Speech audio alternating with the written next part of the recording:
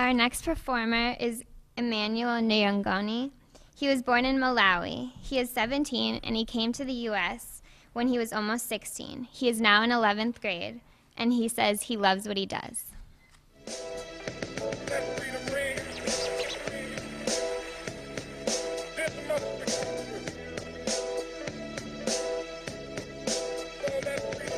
MLK had a dream, took it mainstream, civil rights bill, voting rights, acts, they passed, modern day Jesus, turning the other cheek, some blacks like, dog, that's weak, I'm not looking to get beat deep in the next week, my everyday life is police brutality, Mac picked up X and dropped his slave name, radical change, defense by any means, when our hearts to Mecca, select God protection, whites and blacks, yeah, we in this together, there are race riots. People are dying, warfare, watch tear gas, bullets are flying. So JFK, he got assassinated. MLK, he got assassinated. Malcolm X, he got assassinated. So it's up to us to keep that dream alive.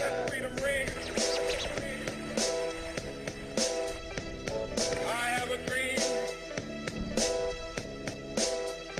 That freedom ring. This must be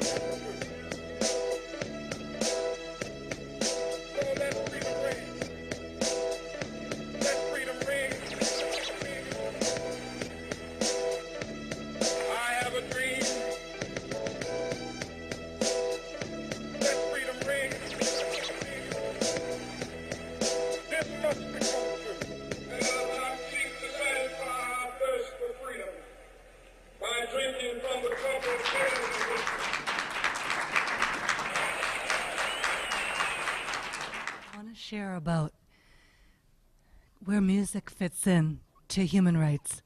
And also, I was really moved by what David was speaking, and he was talking about what happens to our hearts. And so I'm going to do two songs. One is about Richard Sitcha.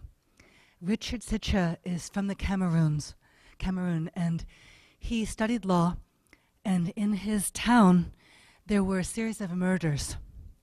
So the mothers of all the young men who were murdered came to Richard and said, "Will you take on the risk of investigating these?" And he said yes. And what happened was that he could trace and get documentation that the government had done those murders. And as we might guess, when he spoke up, because that's the person he is, when he spoke up, he was tortured, he was able to escape to the US, and what he expected is that immediately he would get asylum. In his mind, going to the US was going to change everything. So again, we sitting here may guess what happened to Richard. So he came to Hartford, and there were all these sort of trumped up things where suddenly he was arrested, thrown in jail. And he was in such despair that he was on suicide watch. And at this time, there was a Catholic church in Hartford that found out and had met him. So what they began to do was visit him. And at that, a friend of mine was part of that, so she told me his story because she was seeing him all the time. And I had just had a kidney operation, and I had a lot of time to just sit on my couch and say, how can my heart here join Richard? Here he is on suicide watch. He matters to me. He doesn't know me. How can my song connect to him? So that's the one I'm going to share. It's called House of Hope. I don't think this is working. Maybe that's what's happening. It's probably, you know, I bet if some of these mics you have to hit them right directly, so that's what I'll do. I'll just like get the words out. So one of the things I love about music is for us to all bring our voices together. So there's two choruses. One says, "Oh, I build a house of hope." So one of the things that interests me is in the face of this massive violation, the massive epidemic of mistreatment and violence, what do we do as human beings? How do we keep our hearts alive? So what what I felt was that what Richard was doing is he was saying, yeah, I'm in prison, but you don't have me. Because really where I live is in a house of hope. So we'll sing that. And I'm going to just sing as loud as I can. Oh, I build a house of hope. Can you hear me okay? Oh, I stand on my tiptoes. Oh, I build a house of hope. Oh, I build a house of hope where you, my friend, may enter. So I mean that for all of us, that's how we can change this, is we never leave that house. Here we go. Oh, I build a house of hope. Oh, I build a house of hope.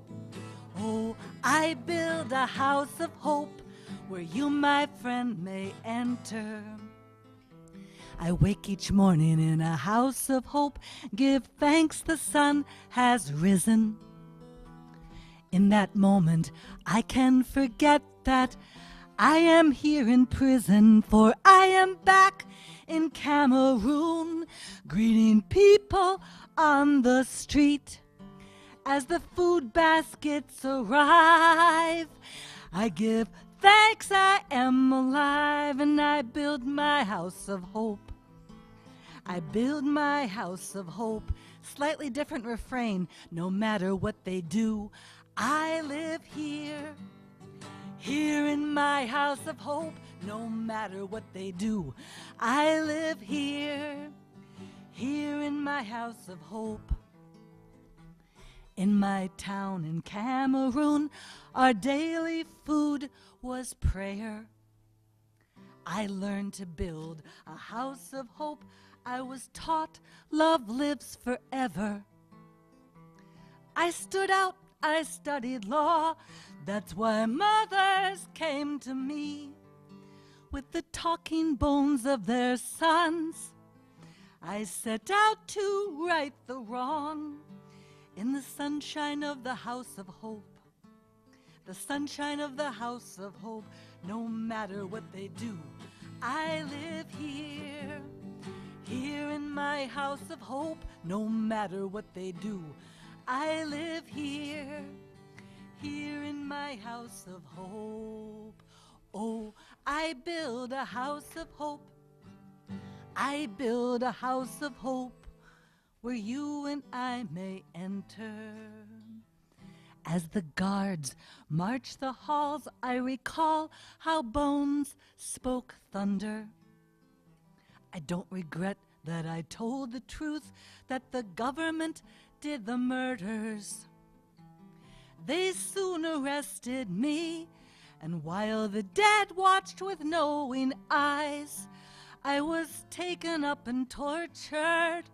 I kept my own soul in my hands and stayed in my house of hope. I stayed in my house of hope. No matter what they do, I live here. Here in my house of hope.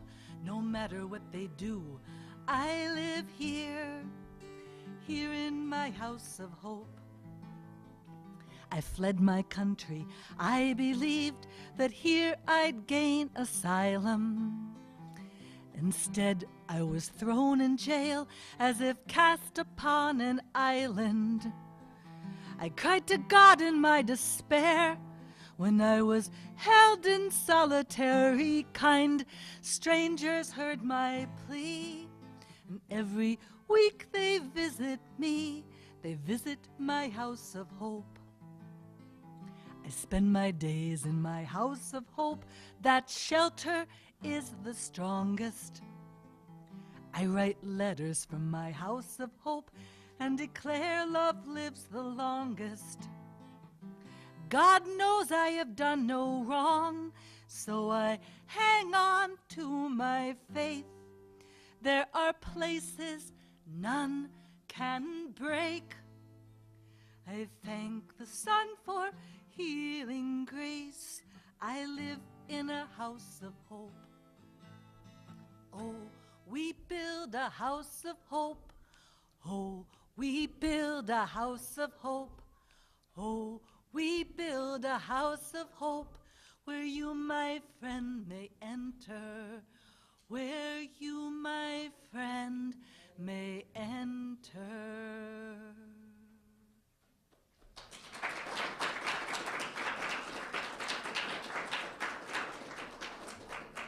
I think that is, I wouldn't call it exactly a secret, but that's what we here are doing. That at every moment we have our house of hope. And I can talk to people later about what, for Richard, how he was supported and is now in hiding in the Cameroon. Richard Sitcha. And the last song comes from my work as an interfaith minister. For 2.5 years, I have led a support group for people who have been tortured and allies, with the idea that being allies to each other with whatever way we've experienced violence changes violence. We change the violence in that minute by how we treat each other. So that this is a song about that. Now, could I stand there, or is this needed for a recording? Pardon? Yeah, I don't want. My name is Jenny McKenna, and I'm on the board of the Karuna Center for Peace Building that has its home here in Amherst, although the work is all over the world. I don't have 10 minutes to tell you, but there's some beautiful things printed on the table outside as you go back and forth to the water fountain and the bathroom. Take a look. The Karuna Center for Peace Building was founded in 1994 to address the growing global epidemic of ethnic, religious, and political conflict through programs in dialogue, peace building, and reconciliation. The significance of the results of our work is directly correlated with our ability to engage local people in ongoing efforts and initiatives of their own. We are thrilled to say that these have emerged from grassroots to government ministries. The courageous peace leaders create their own unique programs for social healing and reconciliation in their own countries after we go home. Countries we have been invited to work in and include Afghanistan, Nepal, Senegal, Burundi, Kosovo, the Philippines, Rwanda, Sri Lanka, India, Tibetans in India, Macedonia, Ukraine, Bosnia, Israel, and Palestine. Please enjoy the inspiring literature out on the table, which includes pictures and stories of our work, and this flyer which announces a series of brown bag meetings. For those of you who wonder how to keep in touch with this work throughout the year, we're having 5 more meetings on the first Friday of each month at Grace. The next one in January will be Abby Jenks talking about peace education in community college. She runs the program at GCC. Next, a woman named Yael Petretti will be talking about her work called Compassionate Listening in Israel and Palestine. Next, Aidan Thayer will be talking about using radio dramas to explore the roots of violence. Her work takes place in Rwanda, Burundi, and the Democratic Republic of Congo. Then Suzanne Shecker is going to talk about her work called One by One with descendants of the Holocaust survivors and people who were living through the Nazi era. And then our own Olivia Dreyer will be talking about her work when she's taking some of the women in Nepal to Rwanda to learn about what the women in Rwanda learned about reconciliation. So this flyer is on the table outside. I hope to see some of you there. And thanks to the committee for this great day. Well, my name is Erwin Spiegelman. I am an informal member of what is known as J Street, which is, in their terms, pro-Israel, pro-peace, the political home for the resolution of the Arab-Israeli and the Israeli-Palestinian conflict. And they've come up with a new strategy to end the conflict. And I'd like you to hear a little about it. And my wife Martha's passing out their statement, which is on their website.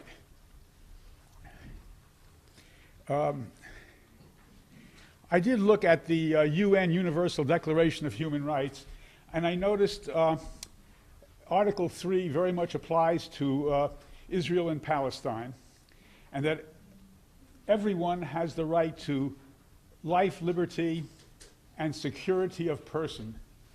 And the conflict, the terrorist bombings over the last decades, the retaliation by Israel of the killing of innocent civilians shows that Article 3 has been broken so many times. And I noticed Article 15 in particular applies to the Palestinians. Everyone has a right to a nationality. And it's interesting that at the UN, 1 year before the Universal Declaration of Human Rights, there was a partition plan that passed the General Assembly, which established the State of Israel and the State of Palestine. And I think what J Street is saying is that it is time to move forward to that State of Palestine. And let me just read a little bit of it. And of course, if you go to the website of J Street, you can get the full text. And I'd also like to call attention to two, I think, eminent scholars in this area. Henry Siegman, he's written in The Nation and also in the London Review of Books. And his general outline is he feels that Israel has not come to the point where they are ready to see a Palestinian state. And it's interesting because President Obama has made it one of his top priority foreign policy agenda items to do just that, to see a Palestinian state. And the second person is John Mearsheimer, who with Walt and Mearsheimer wrote the book on the Israeli lobby, which I think uncovered for many people the effect of AIPAC. And it's really, J Street is a kind of anti-AIPAC, trying to overcome the absolute control over our Congress, which is continuing to this day, by more radical right-wing Israelis. So let me just read a little bit, and I want to thank very much the sponsors of this event to have some discussion of the Arab-Israeli, the Israeli-Palestine dispute. My reason for coming is I believe, as I say in the beginning, why don't we all celebrate UN Human Rights Day in the coming year by lobbying for this new American strategy from J Street. Now I'm reading from their, just excerpts from their website. J Street would welcome the resumption of direct talks, but our interest is less in reaching an agreement to keep talking or over the format of those talks than in finding a route to actually ending the conflict between the parties. Therefore, we believe it is time for the Obama administration to adopt a bolder, more assertive approach in its efforts to resolve the Middle East conflict. The administration should focus with and without resuming direct negotiations and or a 90-day extension of the moratorium, which has been in the news these past weeks. Their aim should be to delineate an agreed-upon border between the State of Israel and the state-to-be of Palestine, and on establishing security arrangements, and that would accompany a two-state deal.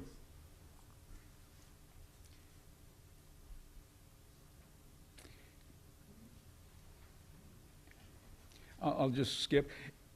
If there is a resumption of talks, engage the parties in an exercise under American supervision to draw the actual border between the two states based on the following principles. 1, the borders should create the new Palestinian state on the equivalent of 100% of the land beyond the 1967 Green Line, with one-to-one land swaps. And the land swaps would involve eventually getting a land connection between Gaza and the West Bank. Secondly, the border should allow for many existing settlements, which could account for as many as 3/4 of all settlers, to be part of Israel, because many of the settlers, and they number something like over 400,000, possibly two-thirds, half to two-thirds, live very close to Jerusalem. And if the Palestinians would give up that land, they would then get the equivalent land and get that land bridge to Gaza. The agreement on borders between the states should also address the border within Jerusalem, with the exception of the Old City and its very immediate environs. Now, here I think is the key, and Henry Siegman has talked about this, and that is to have a time limit. Talk about it, discuss it, and what J Street is suggesting to Obama, if the sides are not able to reach agreement on borders within 90 days, possibly 180 days, something like that, or if direct talks do not in fact resume, the United States should present a proposal to both sides that adheres to the parameters presented above for a yes or no decision, with the support of the Quartet, which is the EU, the UN, Russia, and the United States. The U.S. should take this occasion to reiterate its commitment to guaranteeing the long-term security of Israel. And then finally, I'd just like to read one long sentence. This proposal puts the key question squarely before both the leadership and people on both sides, and asks them to express their political willingness to actually achieve a viable solution, rather than continuing to put the spotlight on talks about talks and the conditions for entering into such talks.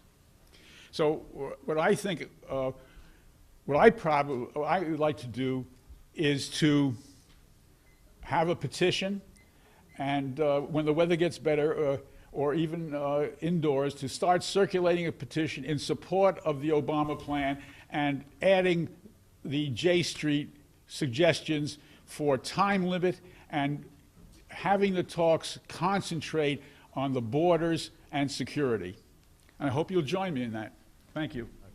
Hi, my name's Alex Kachnero-Gorman. I'm a fourth year at Hampshire College and part of Students for Justice in Palestine there, as well as the Western Massachusetts Coalition for Palestine. And I guess I wanted to address some of the things just said about the Israeli-Palestinian conflict and J Street. I think there's a very clear call that has come outside from within Palestine in 2005. And this was a civil society call. Over 170 different civil society organizations made the call for boycott, divestment, and sanctions on the state of Israel in order to pressure it into fulfilling three basic principles. One was the right of return for Palestinian refugees. Two was the dismantling of the wall and the end of the occupation. And three, ending the siege of Gaza. And I guess what I'm uncomfortable about with, just to be perfectly frank, with the J Street angle and the proposal is J Street has repeatedly demonstrated that it is not an ally in the boycott, divestment, and sanctions movement. It has repeatedly been involved in repressing efforts of activists, especially at UC Berkeley, who've been trying to make efforts towards boycott, divestment, and sanctions. And what's really important about this is that the BDS movement is a successor to the anti-apartheid South Africa movement from the 80s and 90s. What I think is unrealistic and very troubling about memos like this that kind of outline neatly how the Israeli-Palestinian conflict is going to be solved is that there's a fantasy of equivalency. There's a fantasy that what we're dealing with is two parties coming to the table and we need to figure out how to make them dialogue. But that's not the situation. What we have is an apartheid state with a military regime that is subjugating an entire population of people and has been ethnically cleansing them for the past 60+ years. So what we do not have a state of equality or equivalency here. And what this calls for is an attention to the complicity that we have as Americans in this process. Now what that means is that the US is the biggest donor of aid to the state of Israel, more so than every other country in the world combined. It's about $3 billion annually. And this comes in all sorts of forms, including military weapons, like machines that are part of aiding and abetting the whole structure of the occupation. And the very clear message of the BDS movement has been, look, I think any of us who have had a cursory reading of history, it doesn't matter what conflict you're talking about, know that we can't trust governments to do this work for us. They don't want to do it. They're only going to do it when it's in their interest. We, civil society and grassroots movements, have to make the pressure. Anti-apartheid South Africa organizing demonstrated that very clearly several decades ago. So what the BDS movement has essentially said, the message it's sending is to say, all right, there are these companies and corporations that are involved in the occupation of Palestine. We're going to encourage people to withhold their stocks and take money out of them. And we're talking about companies like Caterpillar that build bulldozers that are used to raise Palestinian homes. We're talking about companies like Motorola that build phone equipment for the Israeli army to communicate with each other. Companies like Elbit Systems, which help build security cameras and security for the apartheid wall in Palestine. And interestingly enough, corporations looking for profit also help build the US-Mexico border wall. So the idea here is essentially to target these corporations and to continue to raise awareness around what is happening in Palestine. And like I said, what's happening in Palestine right now is the situation is desperate. Okay, since Cass led in 2009, things have only gotten worse. And every day we're seeing arrests, detainment of Palestinian civil rights organizers, people organizing for nonviolent demonstrations. We're seeing people killed brazenly in demonstrations, whether they're internationals or not. The state of Israel is getting increasingly more and more brazen about its attitude to the Palestinians. And the parts of this plan are framing this in terms of Israel's security. But what is happening in Palestine is a process of colonization and settlement of indigenous people's lands, which is a process we've seen across the world, including in this country. And it is to me patently absurd to claim that one of the most important things is that the US should take this occasion to reiterate its commitment to guaranteeing the long-term security of Israel. It already does. That's not in question. Okay, what it's doing right now is encouraging and guaranteeing the long-term politicide of the Palestinian people. That's what's at stake.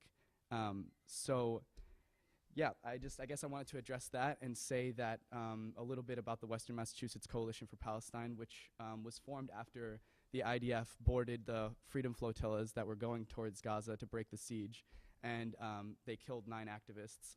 The IDF killed in cold blood 9 activists on these flotilla, and the Western Massachusetts Coalition for Palestine formed after that, and we were kind of trying to build a lot of the movements in the area, the different groups, and since we've been working on a variety of issues, we're especially interested in looking into a campaign that Jewish Voice for Peace has been running in the past few years on the TIA-CREF campaign. TIA-CREF is one of the biggest pension funds in the country for professors, health workers, a variety of different occupations, no pun intended. And they are invested in Caterpillar, Veolia, a lot of different companies that have been identified by Palestinians as companies that should be targeted for BDS. And so they're encouraging people to organize around this issue. And that's another thing we've done. We had actually a really amazing turnout when an IDF soldier came to speak at UMass recently to talk about how hard it was for him to be shot in the leg. And we had a very inspiring, very creative act of protest with names of Palestinians killed and Cass led on our shirts and tape over our mouths and sat through the entire lecture. So I don't know, I guess I'm trying to think if I've forgotten anything. I guess I basically just want to drive home the point that the message that J Street is sending has nothing to do with the Palestinians. It has nothing to do with what the Palestinians have called for their own society. That they've made an international call for a grassroots social justice movement to ally themselves in solidarity with on-the-ground efforts of resistance in Palestine to help them out. And this J Street is, I don't understand what it's trying to position itself as, but it's another kind of electoral politics, bourgeois kind of lobbying model, and I don't think I don't think it's very far from AIPAC. I think we have to think seriously as you were saying before about the Western coalitions about Darfur, what are we seeing here? Do we see Palestinians involved in this effort, or do we not? What kinds of, if there are Palestinians involved in the effort, which I believe there are very few in the J Street effort, who are they, and what are they connected to? I really think we should think about this and think about the U.S.'s complicity in the ongoing occupation of Palestine. I'm really interested, and I'm glad I was invited here today. I was really inspired by some of the things that were spoken about, because we're really trying to reach out to other groups in the Valley, and we want to work together on events and different issues. But the urgency of the Palestinian situation increases with every day, and what I don't want to wait for is for another cast lead to happen, for people to finally realize that something serious is actually happening in Palestine. I want to start agitating now, because otherwise, nothing's gonna happen. So, thank you.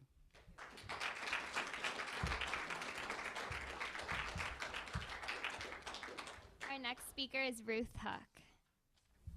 Well, the two previous speakers have spoken about the large picture of Israel-Palestine, but I want to speak about the microcosm, that is the daily lives of Palestinians, and how this whole situation affects that. So I probably should have gone first, because they're talking about the bigger picture, I'm talking about the small picture. One national group I would like to draw attention to on this Human Rights Day is the Palestinians. No doubt you have heard of many ways in which their rights have been denied, but to me, one of the most painful experiences is the denial by Israelis of Palestinians' freedom of movement. This was brought home to me during 3 recent trips to that part of the world.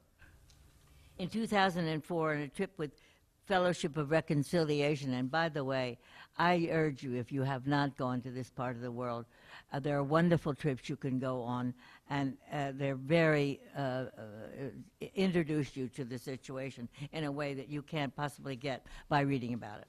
And one of them is called the Interfaith Peace Builders, and I went with their predecessor, the Fellowship of Reconciliation, in 2004. I watched for several hours the painfully slow progress of Palestinians through the checkpoint between East Jerusalem and Ramallah. Some of them apparently didn't have the right papers and returned away. Later in the week, while our team was denied entrance to a small Palestinian town where we were going to paint a kindergarten, and it all had been arranged ahead of time, we all watched helplessly while a Palestinian, and we were denied going in, we also watched helplessly while a Palestinian father, mother, and 2 small children sat in the broiling sun being denied by Israeli soldiers to enter the town to visit her brother. In 2008, while attending a conference in East Jerusalem, sponsored by Sabil, a Palestinian Christian organization working for peace in the Holy Land, and Sabil also sponsors very good trips there, I experienced again the Israeli denial of movement to the Palestinians. Palestinians from the West Bank are denied access to Arab East Jerusalem, a place they consider to be their future capital. So many important people who had been invited were unable to attend our conference, or had to come illegally, or had to get very hard to get papers.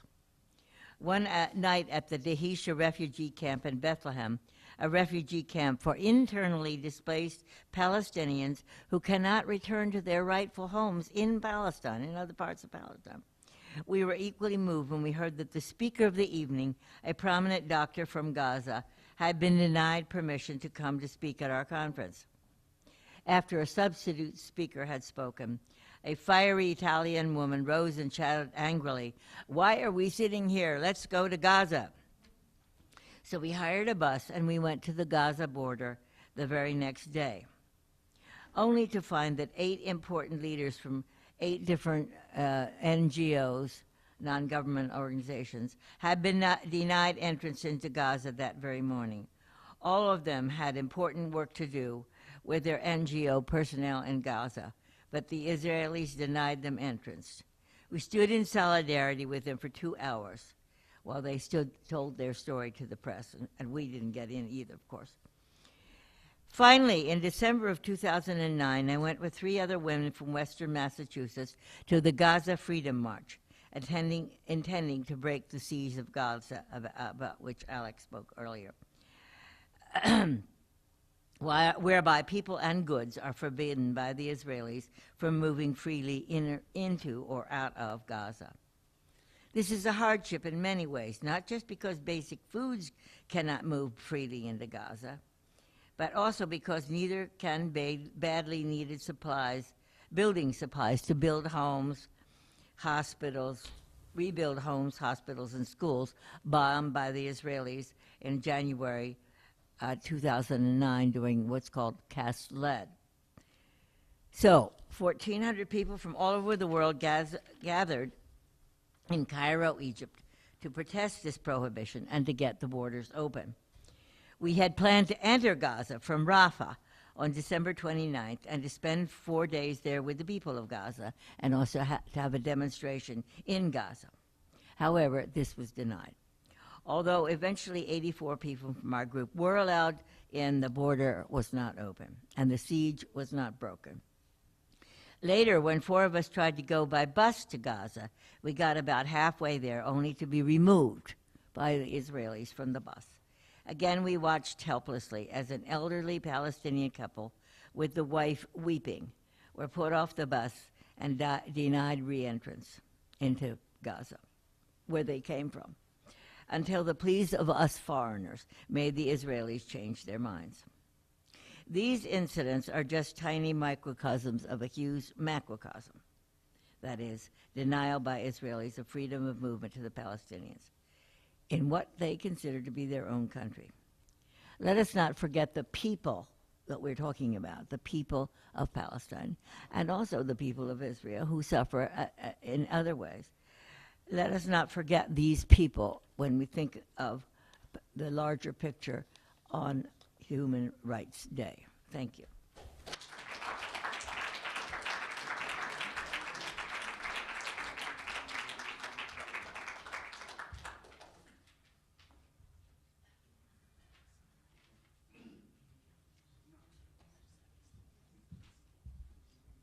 Our next speaker is Naz Mohammed, and after that, Professor Ash Hartwell.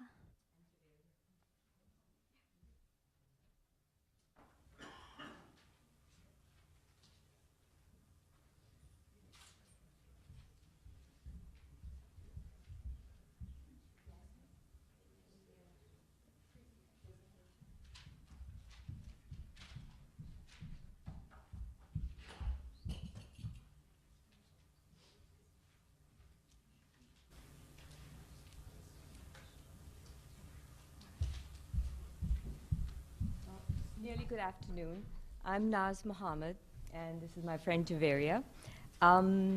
This is really not in our comfort zone because we, in front of all these well-informed and experienced people, it's very hard to talk about something in, long distance, because both of us have been here. I have been here since the 70s, and Javeria has been here since early 2000. So to make sure that we do justice to the human rights initiatives and the NGOs in Pakistan, we came up with a presentation, a slideshow, and then we also have handouts that we will be giving out to you about the presentation and about the human rights organizations in Pakistan, and finally about the Pakistan flood donation agencies that you could, send out your donations to. So Pakistan, as you know, was gained independence in 1947 after a long rule by the British. And as David Morse so aptly stated about theft by map making, to a great extent, that is what happened when they separated the two lands. There was so the focus of separation was the Muslim majority or the Indian majority, and there was a lot of migration because of different, for employment. So that's my take of how the land was divided. That's why we had East and West Pakistan with India in the middle. And that led to a lot of subsequent political issues. So we focused on just the listed human rights. Besides, there are a lot more human rights issues. And the material we are showing you is from the annual report, 2009 annual report of the Human Rights Commission of Pakistan, which is you will see in your handout. Yeah. So we focused on the women, then on children. We're going to go fast because you'll have the handout for yourself to read and take home. Then we have labor. Then we have education, health, environment, and the most recent is the flood devastation in Pakistan, which the two of us have been involved in raising funds and sending it directly to the camps. Javaria has her brother-in-law who we've been sending the money directly to, and he apparently goes and hand delivers the funds that we have raised, converted them, and giving it to the refugees, which to us feels the most direct way and the most the most direct way, because otherwise we have a lot of bureaucracy that goes through different channels. Excuse me, could you repeat that last, just the group? The last one was that we both of us were involved in the flood relief efforts, and we're giving it directly to Javaria's brother-in-law who works in the armed forces, and he's involved with the relief funds and taking it to the. Oh, and he also lives in the area that was affected by the flood. So, he's got the most direct contact, and he knows what is needed. So the money goes there, and he then decides, what to use it for. Basically, like life packages, or even making slabs, 10 by 10 slabs, concrete slabs, so that they have a dry place to sit and sleep. And just basic, very, very basic. The first phase was the food, shelter, and water, and now they're working in the second phase, that's construction. So then they're building homes for the winter to come in, just so they have something to live. No, go too fast. Hey, slow down. Slow down, slow down. Sorry, I went at the end. Okay. And you will have all this information in the I handouts. can actually distribute. Yeah, why don't you distribute that? So we talked, when going back to the actual Human Rights Commission, the first organization that that was established in Pakistan in 1947 was the All Pakistan Women's Association. How do we go next? Yeah, what? And the reason that that is one of the national association, and that was the first association for working with the needs of the country, and this was established in the 1950s and 60s, and my mother was part of the original organization. So so as a child, I grew up with her being very involved in working with children's issues and just basic issues of providing health care and providing education and medical facilities. And then the more recent ones are the Aurat Foundation, which means women in our language. Then we have the Shirkat Foundation, which is like to be a part of, or involvement center, and if you go to their sites, you will see some really wonderful success stories. And that's the most, I think, relevant contribution of these efforts, is that when one individual meets the success or has her human rights, basic rights met and resolved, then she in turn goes out and helps the other women in her community. And I think that's the one-person effort that makes the rippling effect of making changes. And then the most organized person is the Edie Foundation. And it's just amazing how organized he is and how much he is doing for the basic needs of the population. And this is also another wonderful agency to send your donations to. And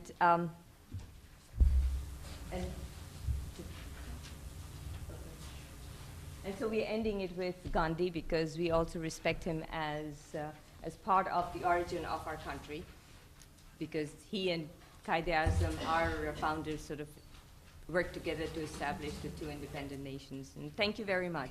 And sorry, this is very unprepared. Pretty soon it's going to be time for a break. I can sense the... But I really appreciate the chance to share some information and perspectives with you. My name is Ash Hartwell. I teach at the university, but I'm a member of the Baha'i community in Amherst, and the Baha'i community in the U.S., and the Baha'i community in the world, as we all are members of the human community in the world. And I want to say a few things about the situation of the Baha'is in Iran in relation to human rights. You know, we've started with the Palestine issue, which is absolutely central to our understanding of human rights as it unfolds in the world today, and then moved on to Pakistan, where issues within the country towards gender and classes is really serious. Well, this is a very specific case of a violation of human rights over many, many years, and 150 actually, and But before I get into that, I think I want to keep emphasizing something that comes up over and again as we celebrate and observe this day, and that is that the 20th century, with all its horrors, also was the birth of our collective understanding of human rights, meaning that, and quoting from the Declaration, that the recognition of the inherent dignity and the equal and inalienable rights of all members of the human family is the foundation of freedom and justice and peace in the world. That's a really powerful statement, and there's a lot in it. That dignity, every human being has that dignity, has that respect, and the implication, which is repeated later a bit in the Declaration, is that if that's not observed, if that is not respected, then there can't be peace. That the human spirit is such that it will come forth to demand that justice and that dignity. It's not just justice, it's dignity as well. So this is a story that actually reflects the challenges the world faces, and particularly the Baha'i community faces, in the denial of the principle in Article 18 that everyone has the right of freedom of thought, conscience, and religion. The right includes the freedom to change religion or belief, and the freedom, either alone, in community, with others, public or private, to manifest the religion or belief in teaching, practice, worship, and observance. Well, the fact is that for 150 years, the followers, the community of Baha'is in Iran have been denied that right. And the Baha'i faith emerged in the mid-19th century. The Baha'is of Iran have been persecuted for their faith, not for their political position, not for just because of their faith, and only because of that, since its birth. And indeed, you may or may not be aware that at its birth in Iran, 20,000 of those who arose to convert to the faith were killed, were martyred. It's the largest case of religious persecution in the modern world, modern going back to the mid-18th century. And it's ironic that the Baha'i faith the fundamental purpose of the Baha'i faith is humankind's unity. Actually, the statement of the Declaration of Human Rights is a statement that could actually grow right out of the teachings of the Baha'i faith. We believe that all peoples of the world are members of a single human family. With all our wonderful diversity, we celebrate unity and diversity, and the earth is our common homeland. The purpose of religion is to safeguard the interests and promote the unity of the human race. That's the understanding we have of the function of faith and religion in the world. And it's to foster a spirit of love and fellowship amongst men. It also, among many other things, it promotes service and work as a form of worship. In other words, it's not just the prayer, it's actually what we do in the world that is a form of worship. And that we promote the investigation of truth and reality through science. We support the development of human potential and capacity through universal education, and many other things. The point I'm making here is that the faith, the Baha'i faith, is persecuted in Iran, although the persecution is almost a contradiction, because it's saying that this is a faith that isn't good for society, and yet the teachings and the practice of the Baha'is are exemplary. It really is a classic case of the violation of human rights. It's produced simply by religious intolerance. The prejudice against the faith and its followers, there are now approximately 400,000 followers of the Baha'i faith in Iran, is combined with an almost universal ignorance of its nature, its teachings, and its history within Iran. I have a good friend who's in graduate school who came from Iran, who's not a Baha'i, and he came to a gathering that we had, and he was saying, this isn't what I understood the Baha'i faith was, because in our press it's constantly vilified. It's through the media, radio, television, newspapers, literature. The faith is constantly vilified, subject to abusive propaganda by the Shiite clergy. Indeed, it's often charged in the press and in the media that the Baha'is are apostates, subject to death if they don't recant and convert to Islam. With the Islamic Revolution in the early 80s, the persecution has it really intensified. Indeed, one of the early acts against the community was to publicly hang 10 well-known Baha'i women and teenage girls in public. This, of course, raised a worldwide outcry. 3 days earlier, they had also hanged 6 men, including husbands, sons, and brothers of the women.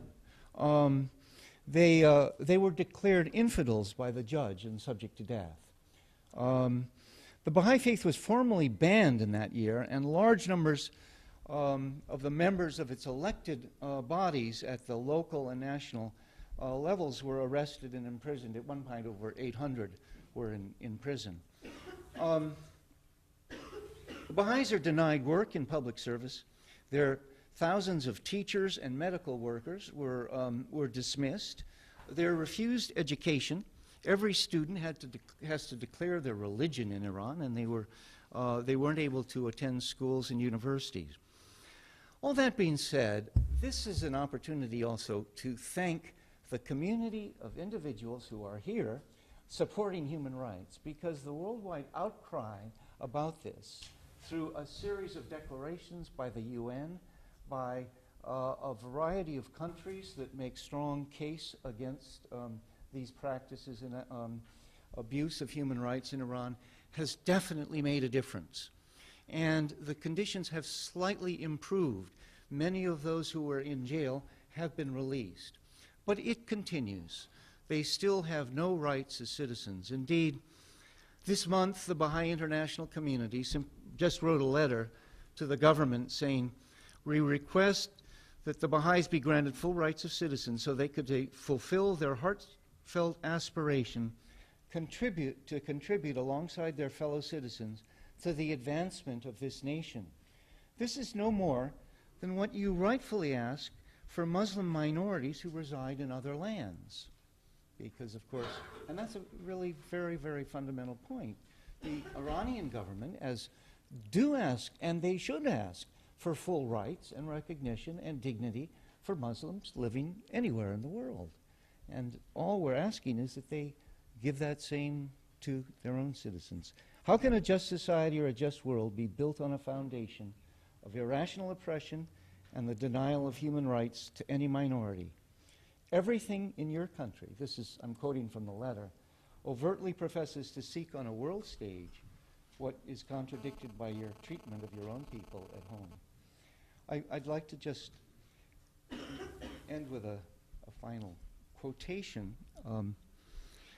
and that's from the founder of the Baha'i Faith, Baha'u'llah, that there can be no doubt whatever that the peoples of the world, whatever race or religion, derive their inspiration from one heavenly source and are subjects of one God. The difference between the ordinances under which they abide should be attributed to varying requirements and exigencies of the age in which they were revealed. So arise, and armed with the power of faith, shatter to pieces the gods of your vain imaginings, the sowers of dissension amongst you. Cleave unto that draweth you together and uniteth you. Well, we hope the world is moving that way. It's just very painful to watch it move. Thank you very, very much. And thanks for all the support for all the abuses throughout the world. Yeah. Not the abuses, but the support. Abuses against support for the abuses. We know. I'm dyslexic.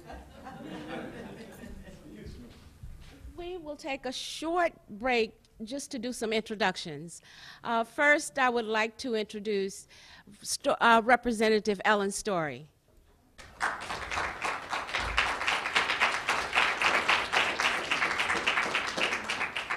And State Senator Stan Rosenberg.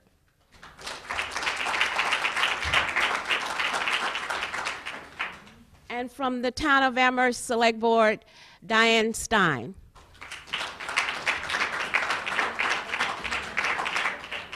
I saw someone from the school committee here. I guess they're gone. Oh, and Irv Rose from the school committee. So now I turn it back to Victoria. Our next performer is Carlos Oliva. He came to the U.S. in 1984 at the age of 22 from his native country of Guatemala. In Guatemala, he organized with other youth to study the political and economic situation through the lens of liberation theology. When members of the group became directly and adversely affected by the human rights violations committed by the Guatemalan military, he sought refuge in the U.S. through the sanctuary movement.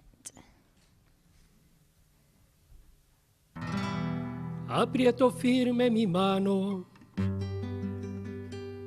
y hundo el arado en la tierra. Hace años que llevo en ella, cómo no estar agotado.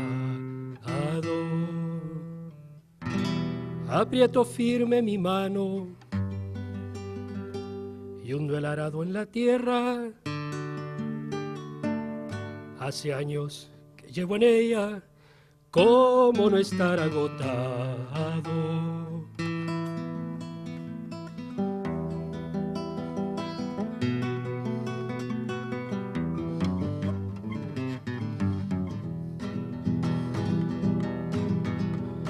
Vuelan mariposas, cantan grillos, la piel se me pone negra y el sol brilla y brilla, brilla.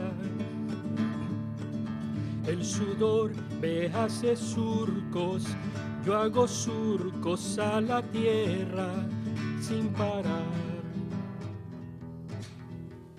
Vuelan mariposas, cantan grillos, la piel se me pone negra y el sol brilla y brilla, brilla. El sudor me hace surcos, yo hago surcos a la tierra sin parar. afirmo bien la esperanza. Cuando pienso en la otra estrella, nunca es tarde, me dice ella, la paloma volará.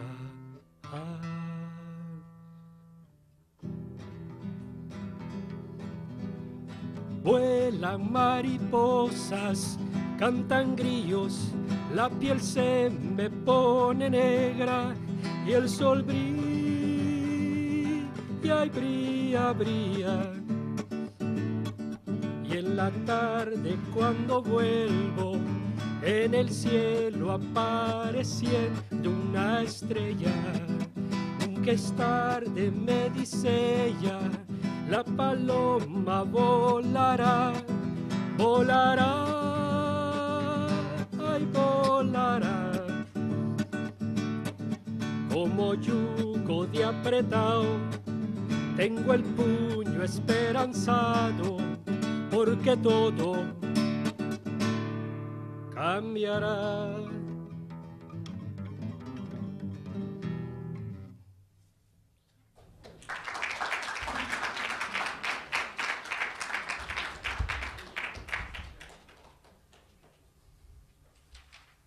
This song is called El Arado. At this moment, I don't know how to translate it. It's a song that really inspires me too much. It's about, was written by Victor Jara from Chile.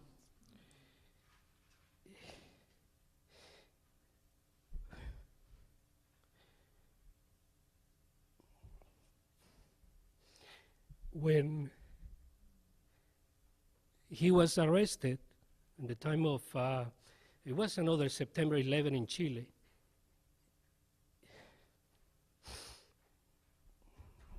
He was brought to the stadium with all the people who were arrested at that time.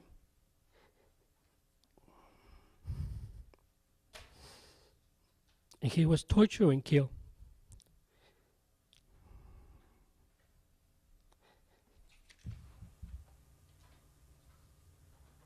The reason I start playing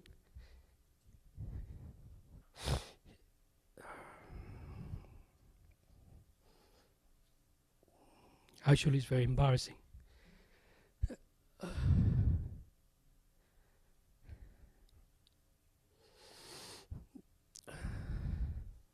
And I know I can do it. I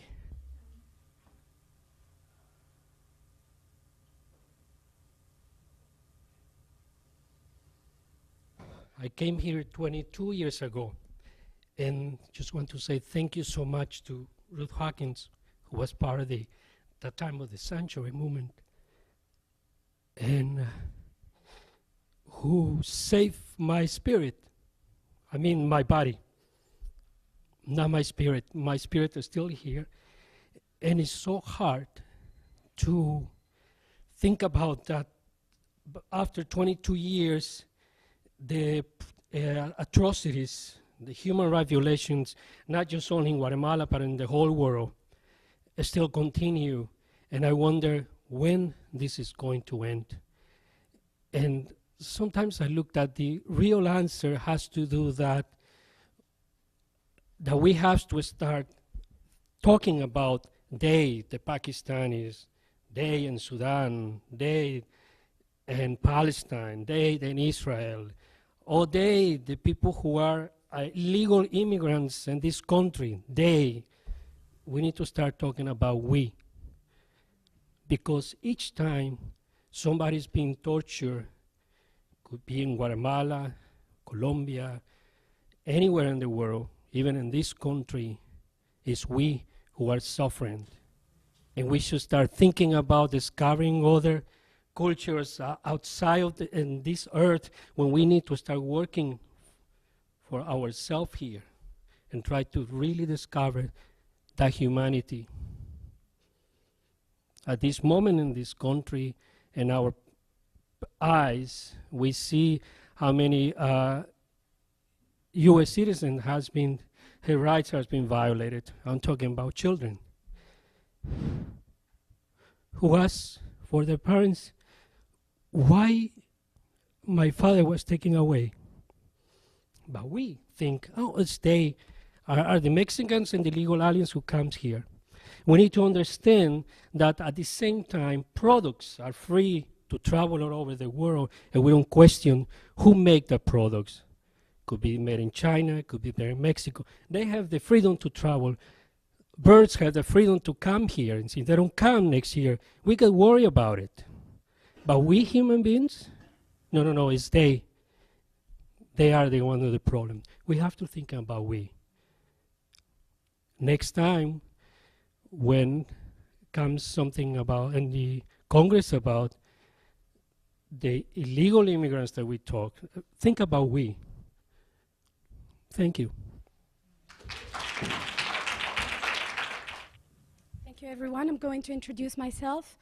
My name is Yasmin Hasnawi. I am from Morocco, and I landed in the United States. This is my second year here, but for good, like for my career, actually. I teach Arabic and the Moroccan culture at Amherst College, and I'm privileged to be in this town. I'm very happy, and I'm a member of Amnesty International and Amherst Human Rights Commission. Today, I want to talk about my country, Morocco, who has been undergoing a 35-year-long territory conflict. The respect of human life is set up as universal absolute, is one of the most beautiful conquests of humanity. But with sadness, we see even this value recovered, diverted, and used shamelessly for completely opposite reasons. Today, I'm going to talk about the Sahrawi of Moroccan origins, still detained and sequestered in the Tindouf camps, run camps in Tindouf, and which are located in southwest Algeria, because of this 35-year-long conflict between Morocco and the Polisario. The Polisario is a group that was formed to claim the Western Sahara is there, but I'm not here to talk about politics. I'm here to talk about the human rights. I'm here to talk about how those NGOs, international NGOs, local NGOs have helped these detainees to get out of these camps of shame. Since the war of 1975 between Morocco and the Polisario, many Sahrawis and prisoners of war are still detained in the Polisario jail. The situation of the population in the Tindouf is at levels typical as far as the humanitarian law is concerned. They are deprived to seek citizenship. That means these people in these camps do not have an identity. They have an Algerian passport, but with a seri. That means that they're not Algerian. Like, there is a number that says that they are in these camps. So they're deprived to seek citizenship who permits them, or refugee status. Many people call them refugees. They're not refugees. Some of them are still sequestered. Some of them are still imprisoned in a jail. That despite they are under the mandate of Human Rights Commission, the Sahrawi refugees are deprived of a basic rights, namely their census. During the last 2 years, many Sahrawis have escaped the camps, but many have died while doing so. This summer, I myself wanted to know what's going on in Western Sahara. So I took the initiative of going to Morocco, going to Western Sahara, and interview these escapees.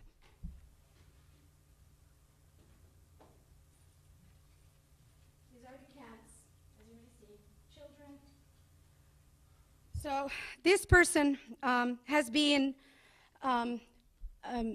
detained in the camps and escaped in March 2010. So he reported actually systematic violations of the fundamental rights, freedom of movement, abuse, slavery, lack of humanitarian aid. There are humanitarian aid that come to the Tindouf camps, but they are not given equally to the population.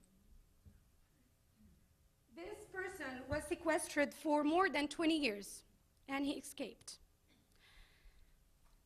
Another striking example is Mustafa, the case of Mustafa Wuld Selma detained for his political views. He decided to go to Morocco and speak of the autonomy plan proposed by Morocco, which is in conformity with the international law. And he decided to go back to the camps and talk about the plan. When he arrived there, he was kidnapped by the Polisario and detained for 71 days. And thanks to the international community, namely Amnesty International and the United Nations Human Rights Commissions, he was released 2 weeks ago. But he is in Mauritania now, and he cannot go back to the Tindouf camps to see his family, to join his family, and he cannot even see his newborn baby girl, whom he has not still seen. So the release of this person is an example of what activism can achieve, is an example of what Amnesty and many international organizations can achieve. Celebrating the 2010 Human Rights Day is an important moment of all of us highlighting the values that we care about: freedom, democracy, and human rights. Thank you very much. Thank you, Amnesty. Thank you to all the international orgs who work wholeheartedly and tirelessly for these detainees and prisoners of war. Thank you. Education is a basic human right. Everyone should have access to education. Article 26 of the UN Human Rights Declaration states that everyone has the right to education free of charge for elementary and fundamental stages. Unfortunately, this is not always the case. In some places today, some kids never get to go to school, or if they do have the opportunity, they cannot because their families are too poor to pay the required tuition. My belief is that every person should have the opportunity to go to school and get a basic education, even if they are very poor. As we approach the year 2011, the majority of children in Haiti are still denied this simple right of education. It has been estimated that only 45% of all Haitian children go to primary school, and even less, just 15% attend secondary school. The main reason that most Haitian children do not attend school is that they don't have the money. For many families, even $1 per month is too much. The UN Declaration says that school should be free, but in Haiti, every school, including government-sponsored schools, charges tuition in order to pay their teachers. Many of the children fortunate enough to be able to go to school still have problems because teachers are often undertrained and or even not trained. The schools have few textbooks and basic school supplies. This past Monday, I visited a rural school in La Frezilière, Haiti, where first, second, third, and fourth graders were crowded into a single room. The first and second graders were crammed together so that the two classes would share a single crumbling sheet of particle board that was used as a blackboard. I work with Opportunities for Communities, and I work with 2 different schools near the city of Lake High. We have started paying the teachers' salaries so that children and their families do not have to pay. One of the schools, the one in La Frezilière, had only 57 children attending last year. This year, we started supporting the teachers and eliminating the tuition of $1 per month. We have 121 children. The number of children enjoying their human right to education has more than doubled. The other school that I work with has a morning session and an afternoon session. The afternoon school is for Restavek children, which are pretty much indentured servants or slaves. If they are lucky, their host families pay their tuition and let them go to school, sometimes just so that the kids can get a meal, possibly their only meal of the day. It is very lucky for a Restavek to go to school, and even the ones that do can only go if they finish their chores. They typically wake up at 4 o'clock in the morning and start fetching water and preparing breakfast for the host family. After school, they have more chores, and they may not get to do their homework until late at night by candlelight. With the money we raised last spring through the talent show called Arms Rocks for Haiti, we hired a music teacher and brought 120 recorders and other musical instruments for the Restavek children. For most of the kids, it was the first time they had ever held a musical instrument. I taught a classroom of 50 kids how to play Mary Had a Little Lamb. With all the problems in Haiti, including the January 12th earthquake disaster, the cholera epidemic, and now political violence and an uncertain future, the terrible situation I've described is not going to improve anytime soon. We need to get the world out that while I and all my friends attend some of the best schools in the world, our Haitian brothers and sisters are denied their human right of a free basic education. How can Haiti help itself if many of its children and adults cannot read, write, or do simple math? Please join me in spreading the word. Even if a child is able to go to school for just grades 1 to 6, it can open many doors of opportunity and change or even save their life. Thank you for your interest.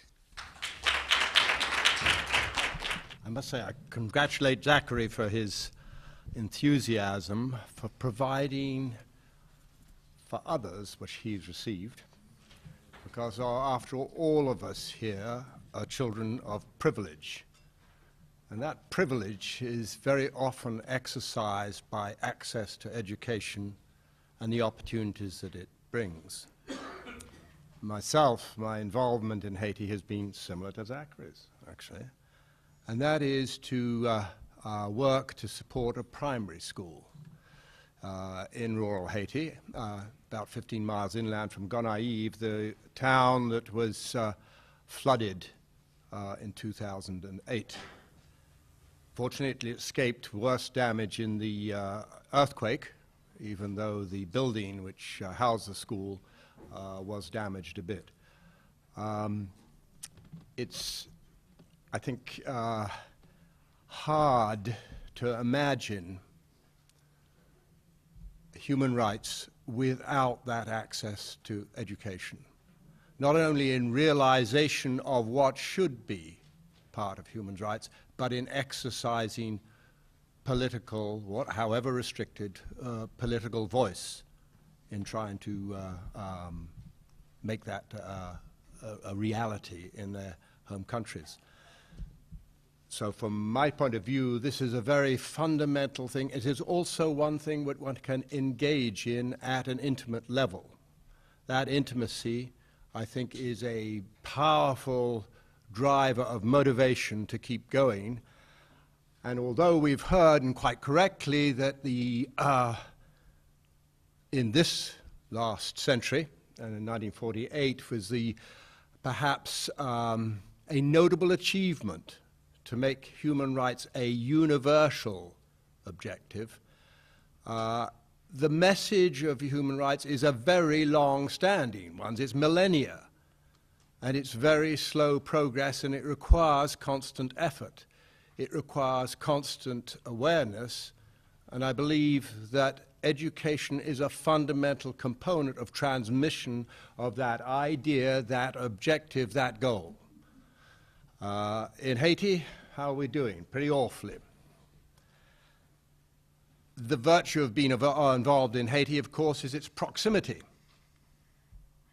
There are possibly more deserving parts of the world, but getting involved in somewhere near home, if not actually at home, there's still pockets where this is a major problem in our country, I think is a powerful motivator.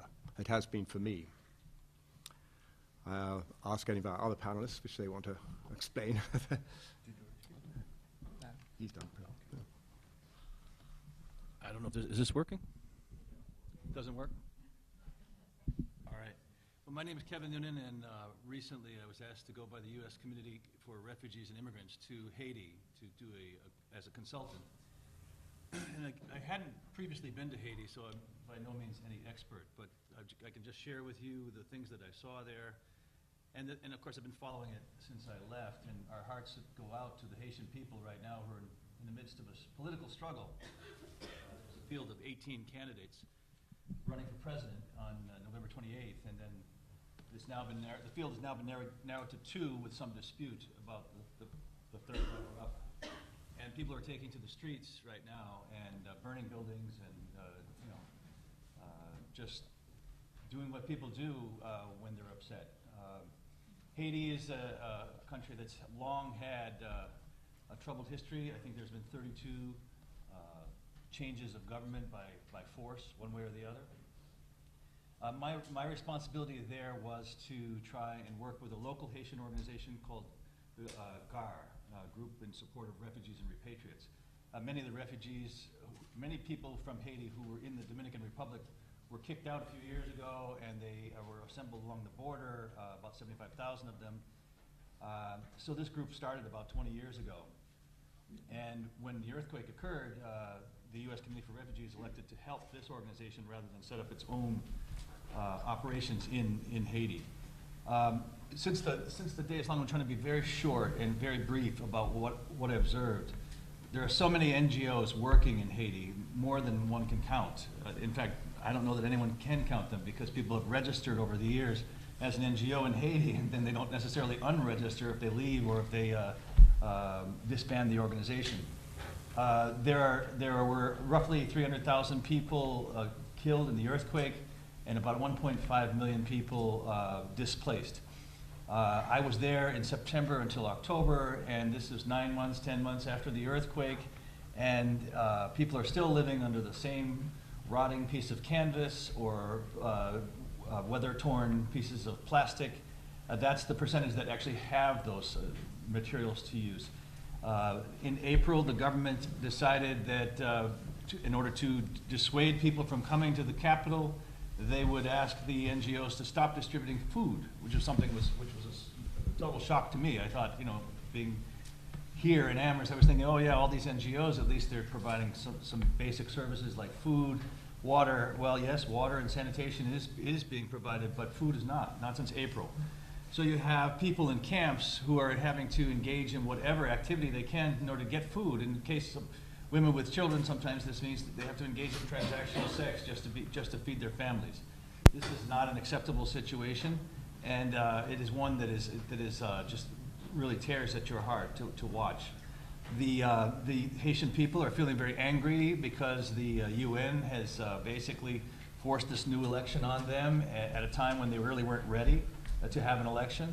And they feel, now of course, adding fuel to the fire, there's this speculation that perhaps the cholera epidemic that occurred just as I was leaving Haiti and has killed about 1,200 people since I left. They now believe that perhaps this is from Asia. Whether it is or it isn't is really not relevant, but of course it just fuels that cauldron that the people from the UN are not here to help us, they're here to dominate us, and they're not allowing us to engage in our own self-determination. In fairness, the meetings I attended were usually in French or English. I never attended any meeting, well, I'll take it back, I attended one, that was in Creole. So therefore, the people who are Haitian don't really have an active voice in the resolution of their current situation. They're living in very precarious camps that are affected by earthquakes, obviously, but are affected by the hurricane season. And so since I left, I should say, there's been a hurricane that has done damage to the people in these tents. And in fact, they were asked to evacuate and find other accommodation. Their point was, where would that be? Because we've been here since January waiting for you to help us.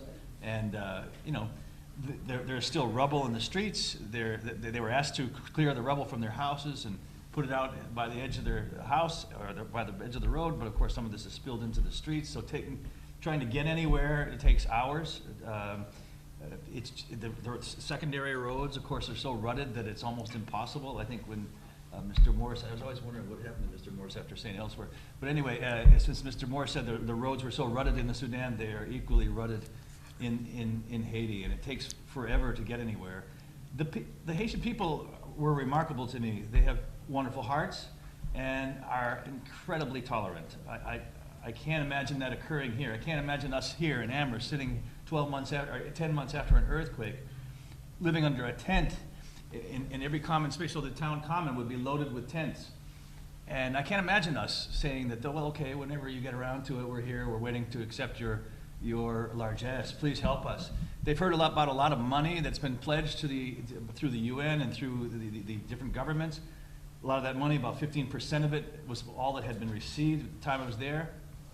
And they're very upset about the fact that they're still living in these impoverished conditions with very poor security. And the only people that seem to have money besides the elite of the country are people who look like me ride around in SUVs in their country. And it doesn't make sense to them, it doesn't make sense to me, and I'm sure it doesn't make sense to any of you. So since it's such a long morning and we've heard so many things about so many different places, I'll stop there.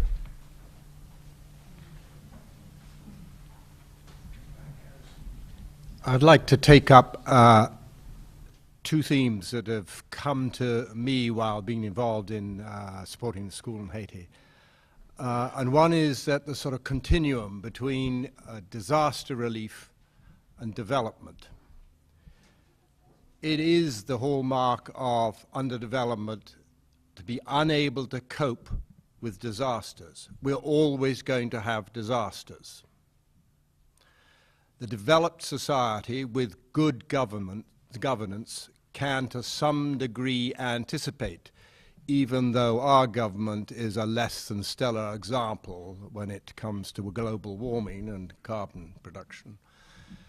But for instance, the Thames now has a barrier across it, has done for a couple of decades because of the potential 100-year flood. I imagine the Dutch are putting their dikes higher. Of course, that isn't happening in Bangladesh, and we can reliably expect a disaster there. The corollary of that idea of good governments and anticipation is those who would help must be consistent and must support those elements in society that are themselves show some sense of responsibility for good governance. And I mean by that civil apparatus and organizations, not just elected governments. It's quite true that Haiti has had a disastrous record in that respect, but it's not entirely bereft of social organizations which have achieved a measure of social development. There have been organizations, principally the churches of a number of denominations, which have been responsible and indeed still are responsible for 80% of what education there is, and also some of their leading cultural institutions. So I urge those who are involved and want that intimate engagement to act through those institutions. They will never be perfect. If ever a human organization is perfect, please let me know. I haven't met them. So supporting and consistently. We've heard repeatedly the complaints, and this is nothing new. This goes back to every reaction to a disaster, the need, call for help.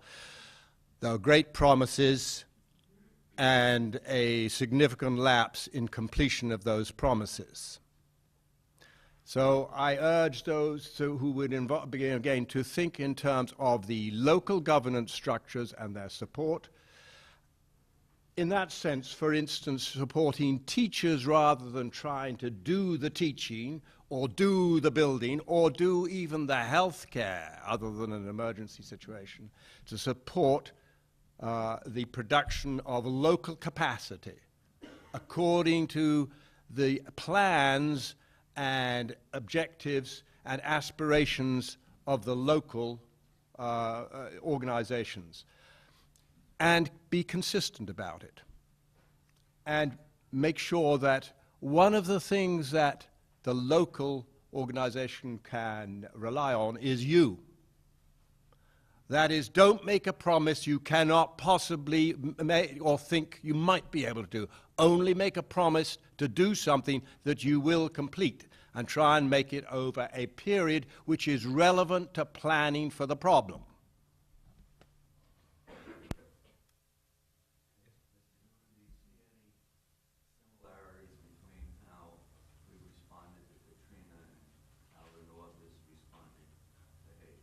Absolutely, and I think it's color-coded for you, and I think that I think that's exactly what's happening. I agree. Just in a number of areas, but yes, Haiti has long been. There's been a history of interference on the part of the United States with Haiti, including, just little things. Well, they're not little things, but the little things they might seem in the grand scheme to be little things. Like there was a swine flu in the 70s, late 70s, and so the USAID urged the Haitian government to get everyone to eradicate the indigenous hog population. Well, there goes the bank account for the poor families in the rural areas that walked around in the village and was very low maintenance. Now, so then many of them moved to the cities. Yes, I think it was embarrassing for me as an American to be there and to realize our neighbors are suffering so much and that we're doing preciously little, even though there's a lot of talk. There was, even the amount of money that the United States had pledged for Haiti had been held up by one senator from Oklahoma because he felt there shouldn't have been included in the package a special emissary to Haiti because we already have one in the form of the ambassador. Well, get over yourself. You know, meanwhile, there are people living under tents trying to feed their families.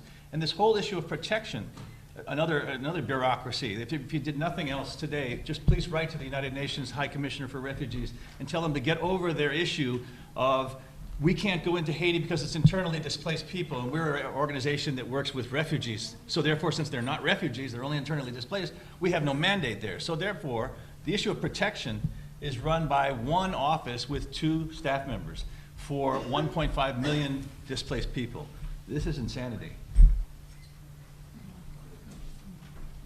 The record of intervention of the United States is appalling.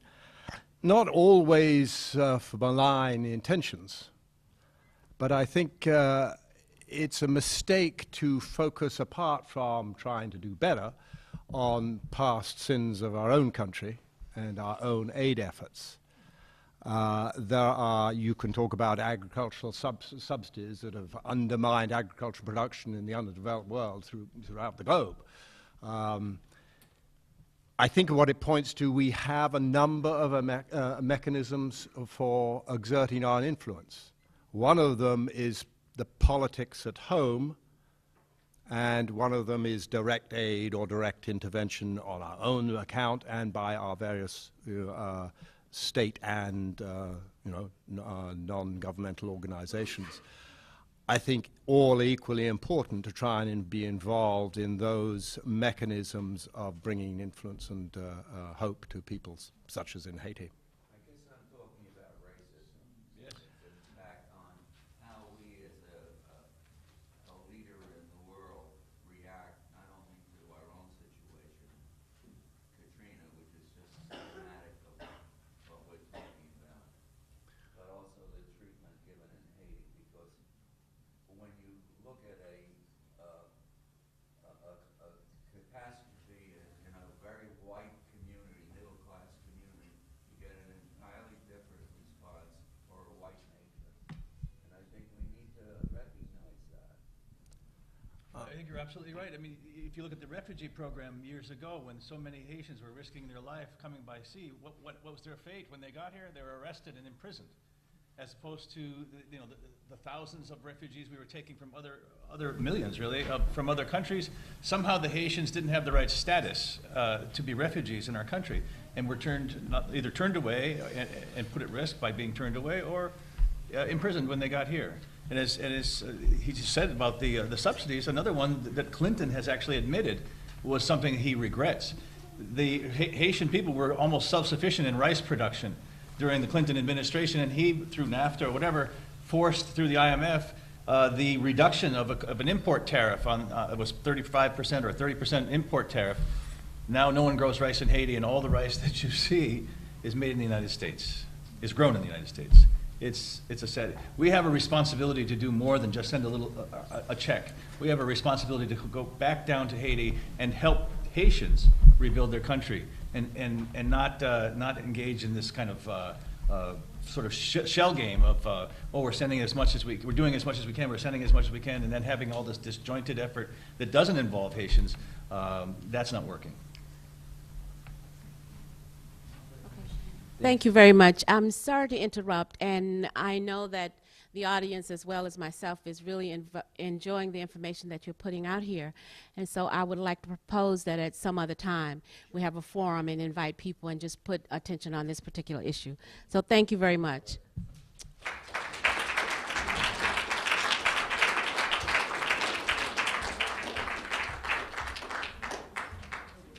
And now at this time, we would like to bring to you one of our very own citizens of Amherst who happened to own one of the restaurants and is here from Nigeria and has been here for a really long time, Pat Anabuko. Good afternoon. I know, you guys have been waiting, have been sitting here for a long time. I'm going to make my speech very, very brief. I didn't write anything. I'm from Nigeria, and I've been in this community for 27 years.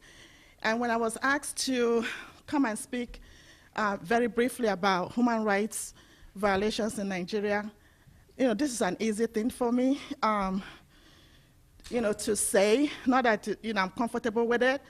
However, due to people have been waiting for a long time, I'm just going to pick, a few themes. It will be two. One is the politics of money in Nigeria. And the second one will be how our customs and traditions impact some human rights violations. For some of you who don't know, we were colonized by the British. And so the impact of colonization continues as of today. One typical example is the multinational oil companies in Nigeria. Nigeria is one of the oil-producing countries in the world, one of the biggest ones. And when people tune on TV or radio in this country, sometimes you hear some Nigerians kidnapping or holding some foreigners hostage. Well, what you guys don't hear is the reasons behind it. I'm not in support of that. However, I just want you guys to be aware that there are villages in my country who produce billions and billions of dollars oil, and the villages environment, we are agricultural society, and so the village, we rely on our environment to produce food, our rivers for seafood and stuff. And due to certain pockets of my country where, oil are produced, that environment is polluted. You have people suffering strange illnesses, due to the environment. And the money that is being generated from that region, is enjoyed in Western world, Europe, America.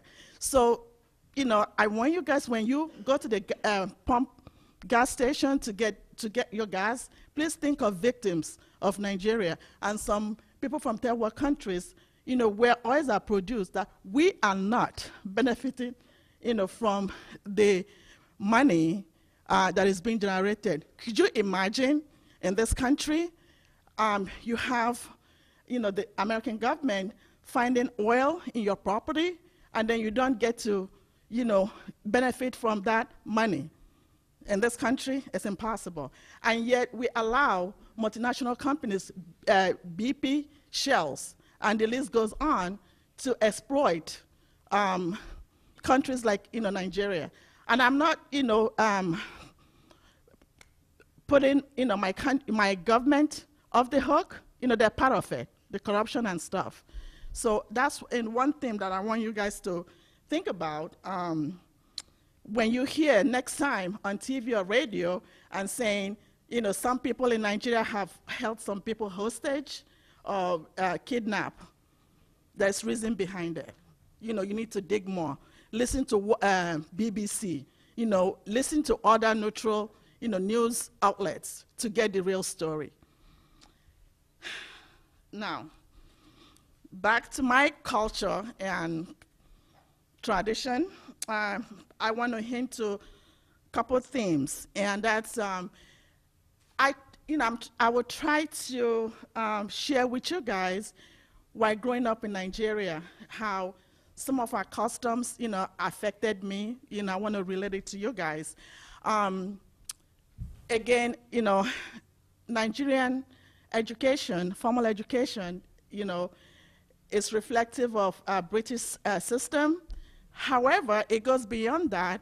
I remember growing up, and it still continues till today, teachers are allowed to use corporal punishment, to instill respect. to, for you to do well academically in school. And so math, for example, is one of my best subjects because I dreaded to be, if you didn't do it, my math teacher, geometry teacher would like go around the classroom, and if you didn't get your homework done or you're not following, instead of calling your attention, with ruler, and then you're given like physical, like heavy stuff to carry, all kinds of punishment, to, make kids behave. And I didn't like that at all, even though it made me to, pay attention to my education, basically. I didn't like that. I also want to say that I'm very embarrassed that my culture consider lesbian and gay issues as a taboo. We are so much in denial, unfortunately. We think that it's a disease of white folks. And, I feel for, lesbian and gay and gays in my country who are so afraid to come out. For my people to feel that, we don't have it, I think, it's a shame. I'm very ashamed too. And a lot has to do with, both formal and informal religion in my culture. Christianity was imported to Nigeria, as we all know.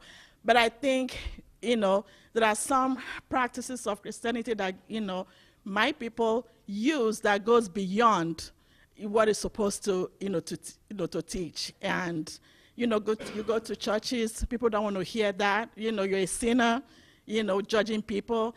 In my culture, but that, goes on. I also want to mention the treatment of people with disabilities. Having a child with autism, I feel very fortunate. Even though the system is not perfect in this country, but in my culture, unfortunately, mental illness or mental retardation is seen as something, a cause, C-U-R-S-E, that is brought onto the family.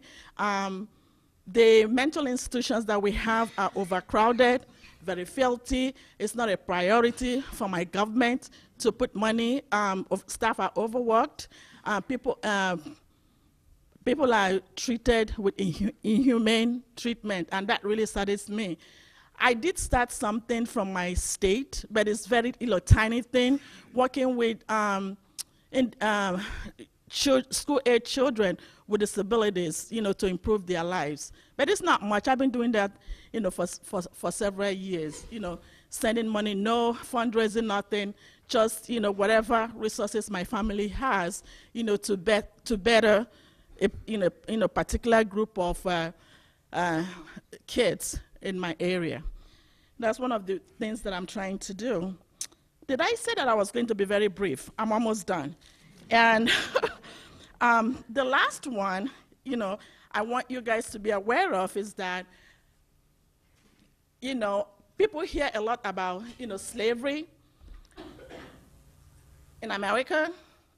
I'm embarrassed to say in my country, especially my tribe, I come from Igbo tribe, we have a caste system, unfortunately, C-A-S-T-E system. It's called OSU in my language, Igbo language, O-S-U. And basically, it's, they're considered slaves. Igbo traditional religion is very central in our lives. And so these people live very close to shrines. They're supposed to take care of, shrines in villages. They don't live side by side with their fellow citizens. They live very separately. They cannot intermarry, And even among educated Nigerians, people just talk about it, but we don't, nobody dare go, marry an outcast, second-class citizen. You wouldn't know them, at workplaces. You wouldn't know them, at churches. But when they go home, they live in different parts of the villages, which is very unfortunate. But I just want to share that, bring your awareness to that. There is a little bit of movement, but some people are taking the risk. Did I just say the risk? Some people are trying to marry into it, but once you marry into outcasts, you also become part of the outcasts. It's terrible. I'm very ashamed of this practice. Thank you for listening. And I also want to thank, the groups that put this together. This is great. Thank you so much for inviting me. Our next speaker is Eduardo Reyes.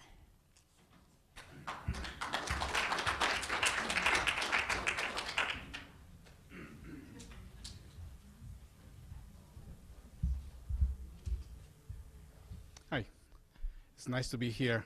I'm native of Mexico, and I came to this country as an adult. And I wanted to present you my personal perspective. I would like you to consider this my personal perspective rather than I represent my country, because I don't represent my country. I'm an individual and I have my personal points of view. But I think I can be pretty objective when it comes to describe my country and what's going on in my country. I left the country in the mid-'80s, and when I left the country, it was a peaceful country where you could not see a tank on the streets, the military personnel on the streets. You could barely see guns. Guns were and have been heavily controlling the country. But after the pass of the NAFTA agreement, this switched radically. The country became armed with legal and illegal guns. There's a heavy traffic of illegal guns into the country, to the point that many times people who own these illegal guns overcome the government in their whatever situation they are. And it's sadly to see and to feel that it's not safe to go back to Mexico at this point. I thought about it, and I had conversation with friends about, bringing my family, and should I feel safe bringing my family to a place where they can face hostility, where I can't keep them protected if something goes wrong. So needless to say, since I go back to my country when it's necessary. The last time I went to Mexico with my son was about 4 or 5 years ago, and it was already very unstable and dangerous in some areas. My state, San Luis Potosí, which is north central Mexico, was considered safe. The last time I saw the statistics, there were only 4 states that were considered safe, including Yucatan, where Cancun is, no wonder, is well protected. You are inside a fortress there. There's lots of money, create interests, so you rest assured that violence in that part can be very minimal. Nonetheless, can be dangerous in a given moment, and we have seen it. We have heard of it through the media.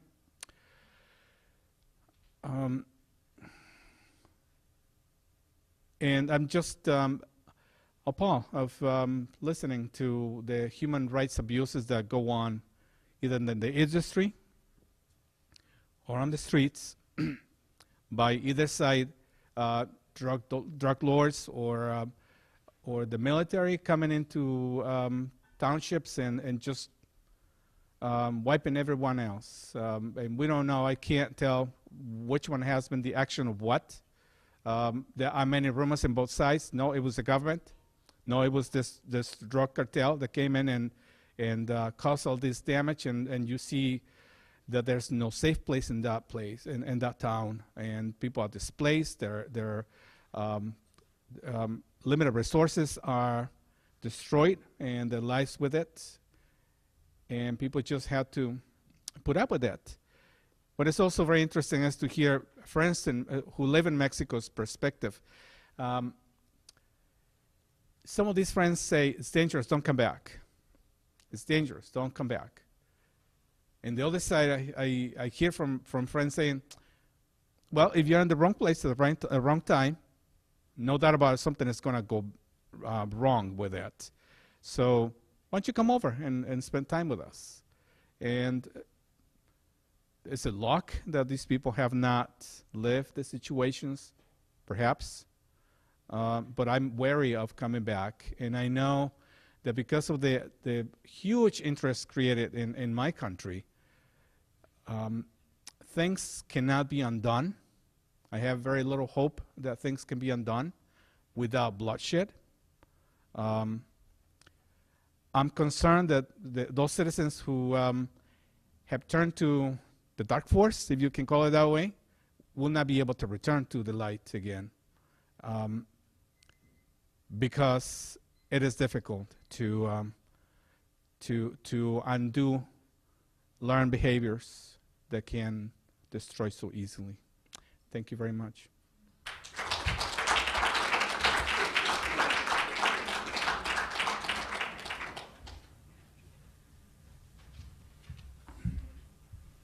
Our next speaker is Wilma Ortiz.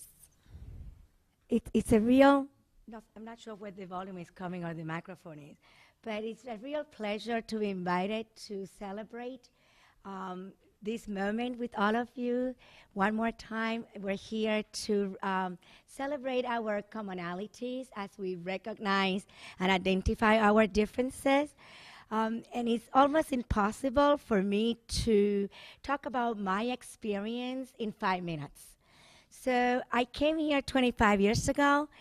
So I thought that the best thing I could do is perhaps mention a tiny little bit of our surprise when we came. My husband and I came in 1985.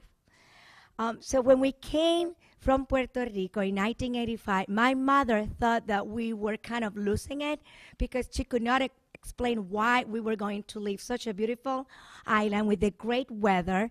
We had everything we needed, all the material commodities, the family. But you know, when you're young and in your 20s and you feel like the world is out there to be explored, you do things like this. So it was between going to Australia or coming here. But because we have nobody in Australia, so the options were like United States is the place because my husband's best friend was from around here. So we came in 1985. To our surprise, we encountered a big lack of knowledge, understanding, and information about the relationship. The people understood the relationship between the United States and Puerto Rico. It was like the cultural, political, and economic connections that people did not know was fascinating to us because we were encountered with many questions. You know, questions like, are there still, Taino Indians living in Puerto Rico in 1985? Do you live in bohíos, in the little straw houses? Questions about citizenship or the lack of citizenship. So we really were surprised with this kind of question because we thought that we were coming to this amazing country that is so knowledgeable and the advancement in education, in technology, in everything, in the science. So it was a little shocking to us. So although we understand why perhaps that is the case in that time, what is surprising is even today, in 2010, with all these immigration reform laws and what's going on in Arizona, we have been asked about how about your citizenship? Is it at stake? And people forget that our relationship is go way back in 1800s, 1898, after the Spanish and American War, and United States took over the island. So for us, it has been this acculturation process, not only to understand ourselves here, but to help others to understand what it means to be Puerto Rican in the United States. So with that said, as an ESL teacher in the middle school, because perhaps you don't even know, but I've been teaching for 20 years, English language learners. So my population, the students that I work with daily, and without stop, and their family, some students that are coming from other countries. students that have a diversity in terms of literacy and languages, social and economic status, and immigration and migration status. So these are the people that I am connected, and not only because I study ESL or language acquisition, but for my own personal experiences. So I oftentimes think that you do not need to be from another country.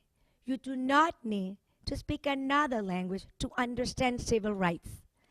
You do not need to suffer yourself what all the things that have been said today to understand the basic needs that we've been talking about: home, food, education, health.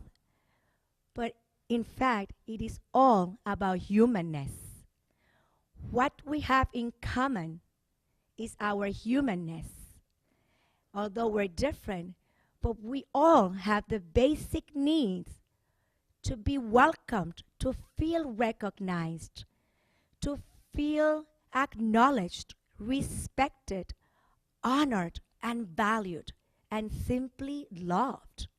And those basic needs are gone beyond the food. It is in everything and anything that we do on a daily basis. As we get up in the morning and go to our workplaces, right in there, the human right movement begins right in the way we relate to each other.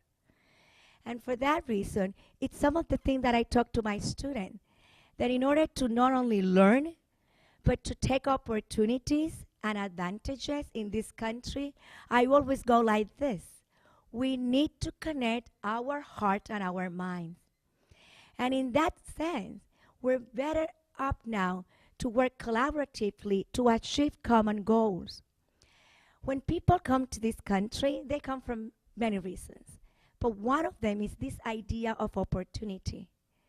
And there are, but it only in the sense that we have to make this work, to teach each other, to advocate, to learn how to work the system and around the system, with the system and against the system. So it's all in multiple levels. It's not just one way.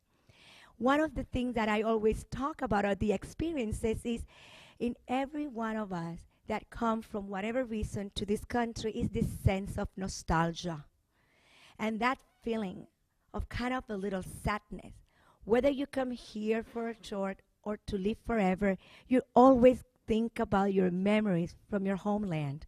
And that's the reason why I chose this poem to read out loud today. This is a poem from Virgilio Dabria, and it's going to be quick. It comes from this book. Roberto Marquez is one of ours here in Amherst, and he is a professor at Mount Holyoke of Latin American Studies and Caribbean Studies, and he translated all of these poems. This particular poem speaks about this feeling of nostalgia. And you had the translator because I have to read it in the language that was written in Spanish. So, mamá, Borinquen me llama. Este país no es el mío. Borinquen es pura flama y aquí me muero de frío. Tras el futuro mejor, el lar nativo dejé y mi tierra levanté en medio de Nueva York. Lo que miro en derredor es un triste panorama. En mi espíritu reclama y por honda nostalgia herido el retorno al patrio nido. Mamá, Borinquen me llama. ¿En dónde aquí encontré? Como en mi suelo criollo, el plato de arroz con pollo, la taza de buen café. ¿En dónde?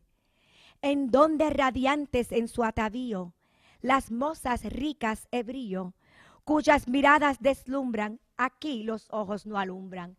Este país no es el mío. Si escucho aquí una canción de las que aprendí en mis lares, o una danza de Tabares, o Campos, o Dueño Colón, mi sensible corazón de amor patrio más se inflama y Geraldo que fiel proclama este sentimiento santo. Viene a mis ojos llanto, Borinquen es pura flama. En mi tierra, qué primor. En el invierno más crudo, ni un árbol se ve desnudo, ni una vega sin verdor. Priva en el jardín la flor, camina paralelo el río, el ave en el bosque umbrío, canta su canto arbitrario, y aquí la nieve es sudario, aquí me muero de frío. This poem speaks about that feeling of leaving your homeland and coming here, and the analogy of looking at Borinquen, which is the original name of Puerto Rico, given by the Taíno, as being full of flame, and it's the heat not only of the weather, but it is the heat that comes from the collaboration of the culture of the Puerto Rican, because in my culture, we believe that it takes the village to raise a child, that things happen in collaboration, intradependency, not independency. We build together as everybody moves away, the way I left my land and my mother let me go. And it was hard, but it is part of the thing that we do.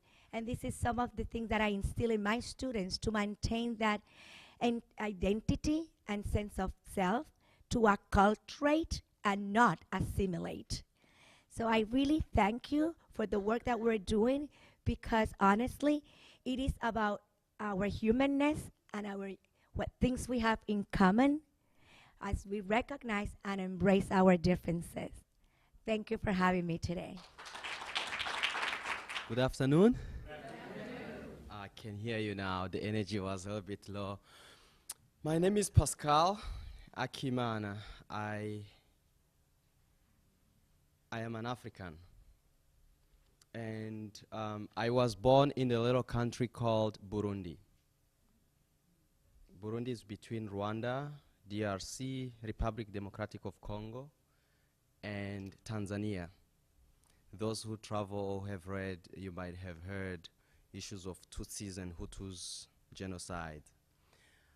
I'm going to talk human rights in a different form of community-based abuse or violence and at the society level. I was born in a little family in the village neighboring Burundi and DRC 29 years ago to a teenage mother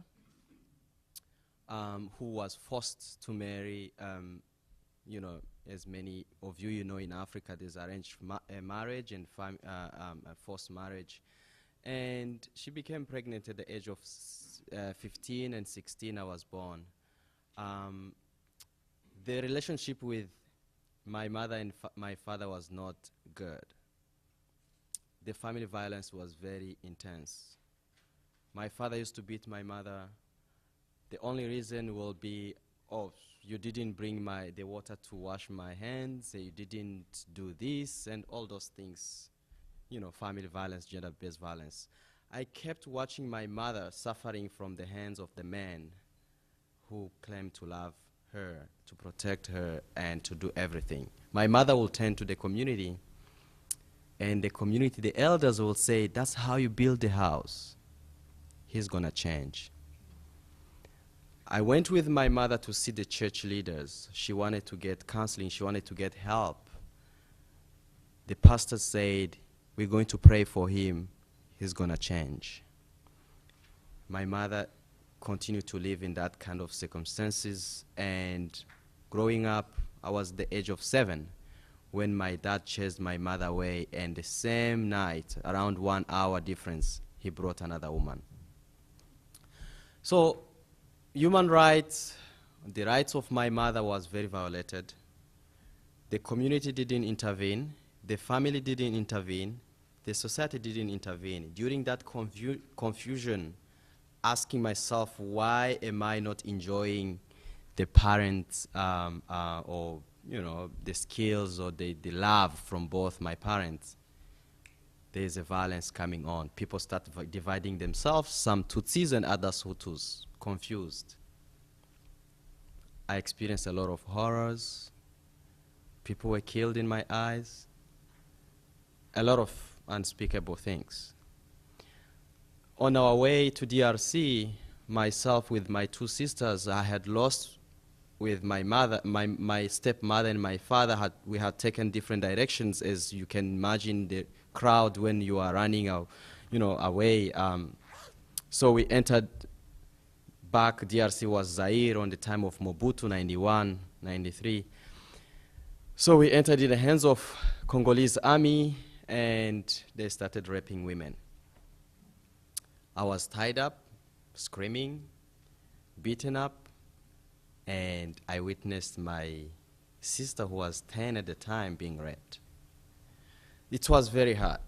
I asked a lot of questions. Why me? Does God exist? Do people know the human rights we're talking about today? Why in my country? Why children that I go to school with, suddenly they become Tutsis, others have become Hutus? Why am I in the refugee camp? I was forced at the age of 12 to build a shack. I assume responsibility of fatherhood, parent for my sisters. I had to build. I had to be a breadwinner. My dad, I didn't know where he was. My biological mother had left as she had separated with my father. She got married somewhere, and she had gone to a different camp. So in Burundi, I know I have 5 minutes. Maybe now it's gone already. But what I'm saying is, during that transition, I have been so far to 18 countries. I speak different languages because of moving from one refugee camp to another, escaping violence. And, oh, okay, that's my word. I wanted to say that when I came to this country, I loved how people are passionate. Before, I used to say, Americans, when you come from out of this country, maybe you don't know how the rest of the world view the American country or America. But I realized how people are so sweet, how people are loving and caring. Yet, many of them don't know what is happening in the rest of the world. Many of Americans don't know what the tax money, their tax money do to other countries, to other communities. And I started interacting with my fellow Americans in the Springfield where I live. I said, let's inform ourselves. Let's get to know what is happening in the world. Let's see how we can support. There's an influx of refugees who have been resettled into this country. Many Burundians, Bhutanese, Somalis, and so on. People don't know where they come from. Instead, there's a huge distance. There's disconnect. We're supposed to build the cohesion, supposed to build unity, one love, peace, but there's disconnect. So we are one human being. We're supposed to enjoy all fundamental human rights, yet we are not learning from one another. Where I come from, it says, it takes a village to raise a child. Here it's different. So I wanted just to shape that piece. My work have been around really focusing on advocacy for human rights in Africa. I just came here last year. I work for the small NGO, American-based NGO, that are working here and in Africa to address issues of violence prevention, peace building, reconciliation. And other time when we meet, we might talk about reconciliation at the community level where people have killed each other. Is it possible? We can look at the process of Rwanda, the Gacaca, and so on. But thank you so much. I loved when I heard this topic, I said, let me come. Let me go to listen to the experts, to listen to the stories, and possibly share my little story. Thank you. Hi, everybody. My name is Dan Gotti. I'm an attorney with Environment America, and I'm here to talk about a project that I participated in when I was a law student, working with the Kenyan women's rights organization, FIDA Kenya. I'm going to kind of, since we only have 5 minutes, skim over a lot of the talk about sort of what we actually did and sort of focus on what I took as the sort of core messages of my experience working for human rights in Kenya, for women's rights in Kenya. And the first is that the future of Africa, as Africa emerges from from the kind of cultures of poverty and corruption and builds real middle-class societies really is going to be focused on women in Africa. One of the stories that really drove that point home for me was a fellow lawyer that I was working with named Kathy. Kathy was born in rural Kenya to a Luo family. Her father had 4 wives, each of whom lived on their own plot of land, which is common to polygamous families in Kenya. The mother not only had primary responsibility for raising the children and caring for the home, but she did also almost all of the agricultural labor on her small farm, the primary cash crops being tea and coffee. Kathy's father, who had a very difficult relationship with Kathy's mother, would show up basically at harvest time to take the crops to market and then pocket the money, and almost none of which ended up going to support the children or even to support the home. But Kathy's mother also had a very small plot of land with small crops, squash and things like that, that were not so valuable that her husband actually paid attention to them. And so she would sell those small crops at the market and make just enough income that she could put one and only one of her kids through school. And that's how Kathy ended up going to high school, from which she excelled enough that she got a scholarship to study at a faraway place called Oxford. From Oxford, she ended up studying law at Georgetown in the United States, and now she practices law defending women's rights in Nairobi in Kenya. And that story, I think, reflects a lot of things that a lot of the statistics about economic development in Africa show you.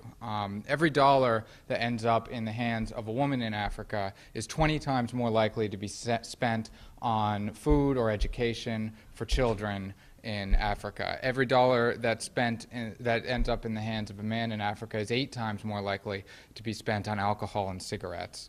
You start looking at a lot of the World Bank and IMF numbers on things like maternal education, and you'll find that it's the #1 determinant of infant mortality and for the health of children. And a lot of studies, when you have one gender, which is the majority of the population, that is taking such primary responsibility and that has so much not just domestic ingenuity, but also is responsible for a lot of entrepreneurial activity in Kenya, and you don't provide them with equal access to economic rights, to social rights, and to legal rights, you're really reducing the economic productivity of your country. And according to recent World Bank studies, the #1 reason that Africa has had such poor economic performance over the past generation is because of the status of women. And even if you just think about that conventionally, where in the world have we seen the most economic performance? We see it in the United States, in Europe, to some extent in Latin America and East Asia. Where do we see the greatest advancements over the past few generations in the rights of women? It's the same countries. Where have we seen economic performance stagnate? Africa, sub-Saharan Africa, North Africa, and the Middle East, and those are areas where women's rights have not really made a lot of progress. So one of the things that I definitely took from my experience is that women's rights is a really critical aspect. Not only is it morally important, obviously it's morally important, but it's also really critical if we care about poverty, if we care about building civil society in Africa. And then the other thing that I felt that I learned was how important it was to be able to make human rights real and tangible in the lives of actual people. I see that's time, but let me just quickly review what I mean by that. Most African nations have signed CEDAW, which is the Convention for Elimination of Discrimination Against Women. Kenya's laws and Kenya's constitution are not great for women's rights. They largely come from Britain and India. which, you know, so it's certainly not as good as they are in the United States, but the written law is actually pretty decent. The problem is the written law gets applied in maybe 1% of cases. In 99.9% of cases, people don't know that there is a written law. They certainly don't know how to hire a lawyer or how to get into a courtroom to resolve disputes about things like matrimonial property or inheritance. And so as a result, African custom ends up being the determining factor in most marital disputes, and African custom basically provides almost no rights to women. So when we think about what it means to advance human rights and to advance women's rights, especially in Africa, you know, it's not just about amending constitutions, it's not just about passing laws, it's also about how do we build a civil society? How do we create legal consciousness in people so that when their husband dies and their in-laws start claiming all of the husband's property, the woman knows that she can go and get a lawyer, get into a courtroom and have the decision made in accordance with the law of the land and not by the customs or not by the threat of violence or the other things that have unfortunately derailed women's rights often in Kenya.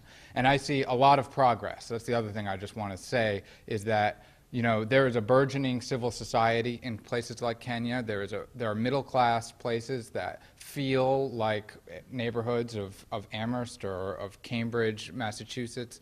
There are places where people are making enormous progress, both social and economic progress in Africa, and that needs to be a big part of the way we talk about Africa and the way that that we think about these kinds of problems. Thank you.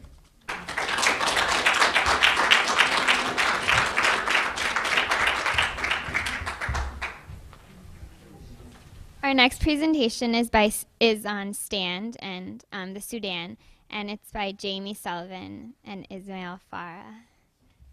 I work with Mohammed El Ghadi and Magda Ahmed, and we started with Amnesty International, and through meeting there, we started over 5 years ago the Western Mass Darfur Coalition. They send their best wishes there in Afghanistan right now, and the pictures that I'm sending around, I just want you to know that we have an exhibit of 30 pictures of, that were collected by a doctor from Doctors Without Borders. And if your group, organization would like to exhibit these children's drawings from refugee camp, we would supply a speaker from our Darfur group or from Amnesty International, whatever topic. So for schools, libraries, any group that you're interested in. So I have a sign-up sheet out there. If you're interested in the exhibit, sign up with Western Mass Darfur Coalition. Let me know if you're interested in the exhibit. If you're interested in working with our Darfur group or with Amnesty International, let me know that. Also, our group works with refugees in Springfield. Tomato Jibril works with Jewish Family Services, and I've been very involved with the Sudanese family and talking about acculturation, and it's been an amazing experience for me for 5 years, and I recommend it. So if you're interested in working with a family from Somalia, Sudan, Congo, other countries that Jewish Family Services have brought in refugees, please make a note on the sign-up sheet for that. And now I introduce this amazing young woman, Jamie Sullivan, who's from Smith College, who works with STAND, which is now students. She'll introduce it.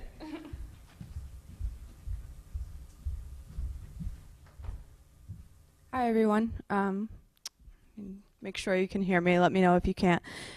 So my name's Jamie. I work with STAND. I've been involved with them since high school. In 2004, we started, and at the time, we started in response to the Darfur genocide, and it stood for Students Taking Action Now, Darfur. But since then, we have changed to be a more encompassing coalition. We're Student Anti-Genocide Coalition. We focus not only on Sudan, but also the Democratic Republic of the Congo and Burma. And I just wanted to say a couple of things. Since we've started, we've been able to really mobilize students and make things really accessible to make change. One of the ways that we've done that is we have this number that you can call. It's free, actually. It's 1-800-GENOCIDE. We actually have a script that we can provide if you find us on Facebook. We're called Smith Stand, or if you go to standnow.org. It's very simple. You call, and it'll connect you to your representative. It'll tell you exactly what we're pushing for. At the moment, there's one of two things that you could recommend. Senate Concurrent Resolution 71, which is one of the first ever genocide prevention resolutions, which was inspired by student stand activists. And just to talk about the Western Mass Darfur Coalition, recently, I think back in March, we had been meeting prior to then, and Mohammed El-Ghadi, which David and Fanny had talked about, is from Sudan, and it has been really great working with him and getting input.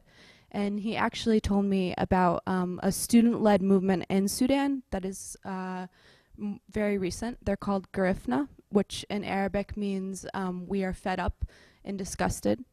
And what they have been doing is promoting voter education, just general civil disobedience against the Sudanese government in regards to the many different ways that Sudan oppresses its citizens, either in the south or in Darfur. And what I've found to be particularly special for me is to be able to talk to people in Sudan who are involved in Garifna, and to know immediately if something happens to one of their members, and to be able to see what the situation is like. If you go to YouTube, you could watch videos to see what they're doing. It's a really great movement.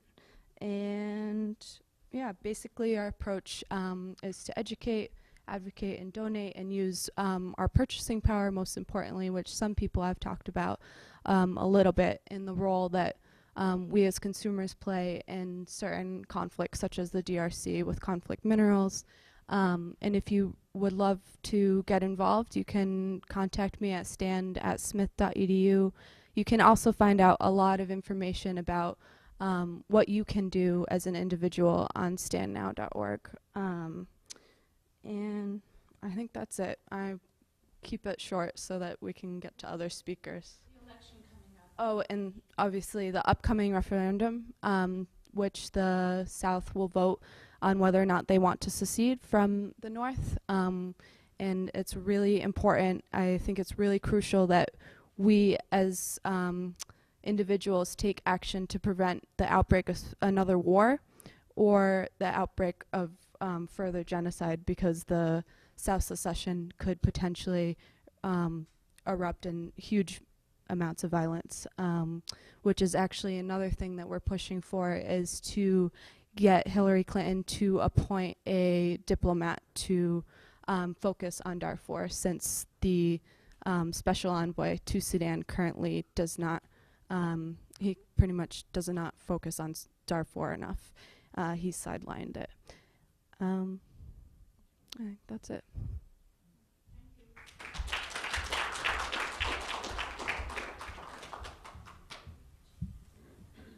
Our next speaker is Hui-Ling Greeny.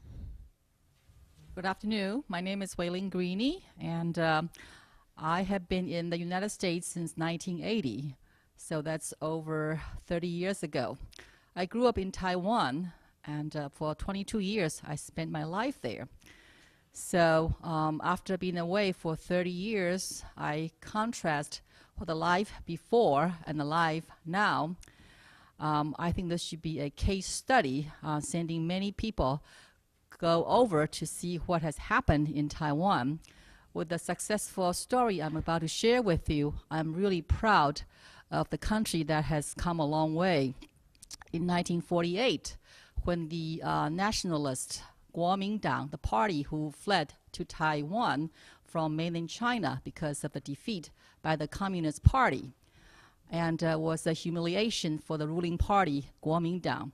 So because of the lesson they learned of the corruption and the inability to have a clean, clear governance, so therefore they lost to the Communist Party. They took that lesson very seriously. So since 1949, when they came to Taiwan to seek refuge, amazingly, they did everything in such a clean, clear way. The country has leaped and bounded in so many different ways that to this day, I will use a number to showcase the transformation since 1949 it took place. For example, in 2003, the executive branch, 行政院, wanted to pass this law to recognize the same-sex union as a legal act. And that's from the government coming down to the citizens, say, we want to do this. And unfortunately, it was the representatives saying, wait a minute, that's going a little bit too far. So I thought that's amazing. The government itself thinking, you know, same-sex union should be legal, just like everybody else, have the rights to a loving family. So in 2009, for example, last year, Taipei held the largest LGBT parade called Taiwan Pride. There were 25,000 people in that parade, and that was declared to be one of the largest event in the lesbian gay community in Eastern Asia. So it's a survey conducted recently. 75% of the people believe in Taiwan that homosexuality is acceptable, versus only 25% of them say not so fast. So when I was growing up, it was uncomfortable for me to talk about politics or criticizing the government, because that's just not the way to go. You go to school, you get the best grades you can get, you go to the best school you can go to, and you come over to the United States to be a grad student and get your PhD, and you might end up teaching here, or you go back to Taiwan, get a high-paying job. And politics was a taboo in my generation in 1958 when I was born, and when I left in 1980. And in the past 30 years, things have changed so much. For example, back in the 70s, Taiwan, in a scale of 1 to 7, judged by the Freedom House, a clearinghouse that gives grades to all the nations in the world. What is your country in terms of human rights? Taiwan received a failing grade of 6.5, almost 7. That's failing grade. But just a couple years ago, in 2004, they did a study again. To my nice, surprise, amazement, in the civil liberties and the political rights, for example, in these areas, which is very important in my mind for the human rights consideration, they receive scale 1 to 7, they receive 1 in the civil liberties and then 2 in the political rights. So I want to use that as an indication to show that human rights, in terms of gay rights, in terms of people's ability to express themselves, in terms of their involvement to participate in election, it's very significant improvement has taken place. So to end this quick observation, in 2000, as you might know, the ruling party, KMT, Kuomintang, ruled Taiwan for 40, 50 years. And in 2000, the first non-KMT candidate won the presidential election. And at that year, the presidential election, over 80% of the people cast the vote. Amazing. So this Taiwanese politician won and became the first president, not from the ruling party. And just to show this is a country of law, when he stepped down 2 years ago after 8 years in power, he was charged of committing bribery, and he is in jail now. It's unfortunate. after a big struggle that the Taiwanese people, which I am Taiwanese, so it's different from the ruling party, Kuomintang, because they are from the mainland China. So it's amazing that for me as a Taiwanese to see one of my people become a president, and yet the law, the court of law has upheld such that whether you were president in the past or not, if you commit a crime, you will pay the price. So this guy's in jail now, has been sentenced to 19 years in jail. So I am not proud of him, but I want to say that I'm so proud of the country that I came from. In the past 30 years have made such progress. So such a wonderful case study for many countries in the world. I want to include the United States, that there is a lesson to be learned from people in Taiwan. And the trend in the past is always people go from Taiwan, come to the United States to learn what is there here to be learned in medicine, in technology, in engineering, in social science, in politics, in economics, everything. But this is something I think the United States can go to Taiwan to learn. How do you get people to be so involved, so interested in politics, and such that we could pass the national health care system in 2 years? No other country surpassed this. So right now, it's about 4% of our GDP is spent on medical care, versus in this country, you have almost 20% of your GDP is spent on health care. So it's wonderful to see the country has come a long way. And I'm very pleased to share with you, with all the gloomy stories that you are listening, that a bright spot on the globe is there to share the experience with you. Thank you.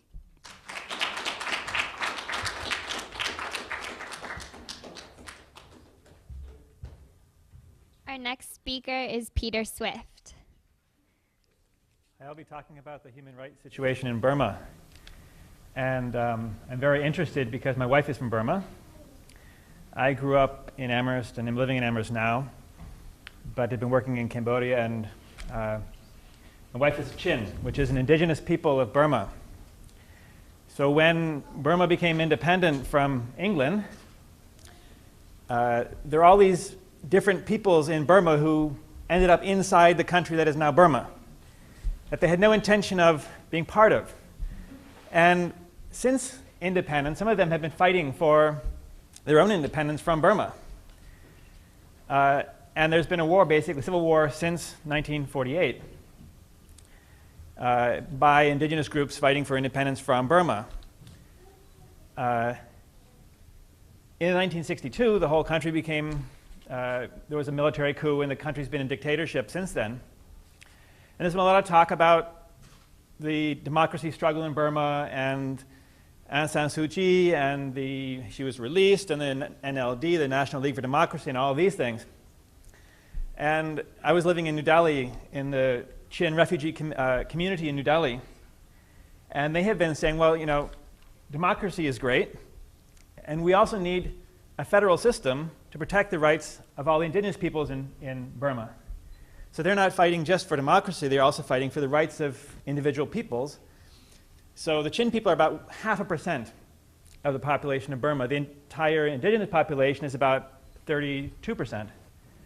So if you get democracy in Burma and the Chin end up with half a seat in parliament, they still won't really have any rights in the country. So they're pushing for a federal system. So the human rights abuses you hear about in Burma, I mean, the situation is really bad everywhere, but it's particularly bad for the indigenous people. And in some places, the government is actively trying to get rid of, exterminate, eliminate indigenous people, either by killing them or by moving in people from outside, Burmans, to their areas. But there's forced labor, there's military uses rape as a means of controlling the population.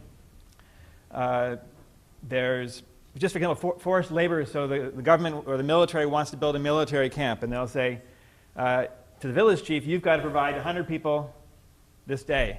And if that village chief can't turn out 100 people to build a road or a military camp, he's punished.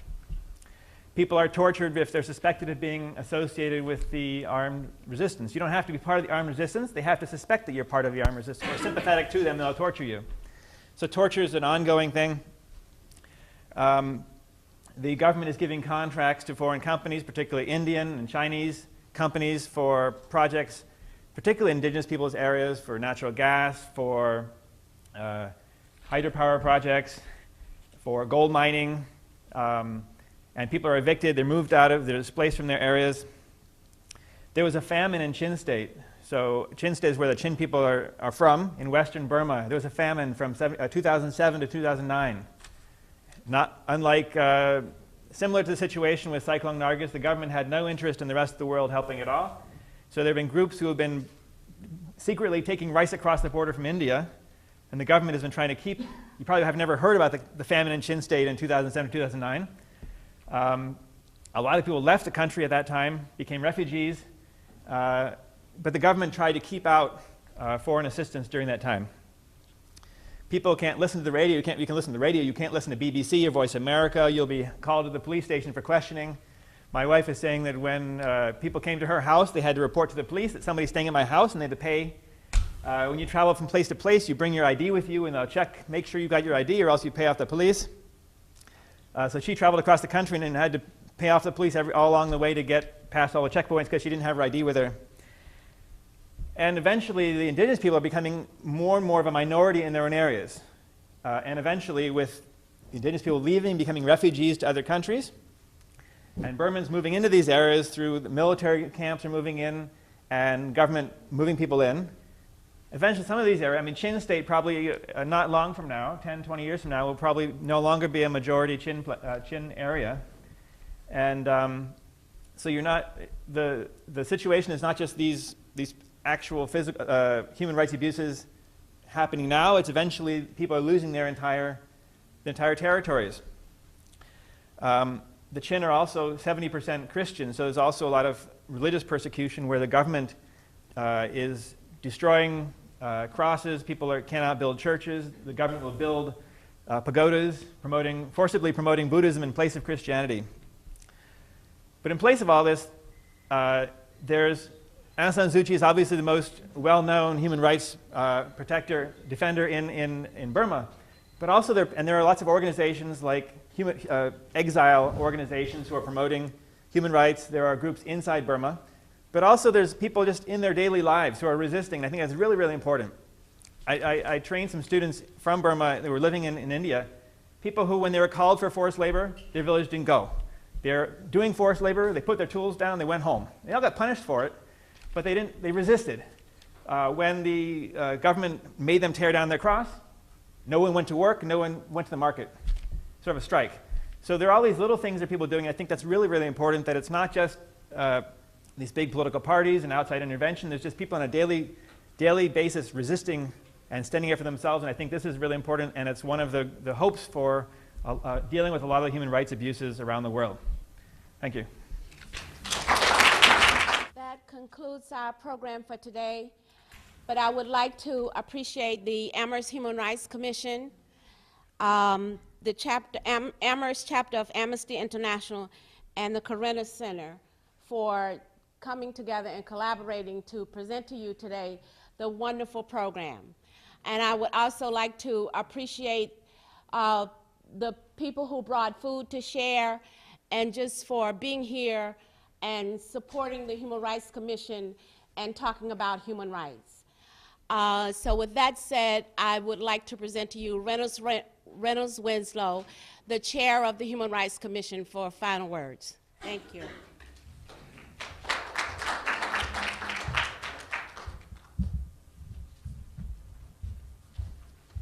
Thank you, Eunice, and thank you, the hanger-oners here who believed in what we are doing and what you are doing yourselves, because you would not be here if you didn't believe in what you were doing yourselves. The underlying theme that runs through this, that to me, is the word interdependence. I remember this word back in the 50s, and nothing has changed. So it really reminds me that each of us needs to inform others, as I hope the audience out there who's viewing this realizes that they too are part of this globe, and we have to take care of each other. And in that regard, it's nice to know people.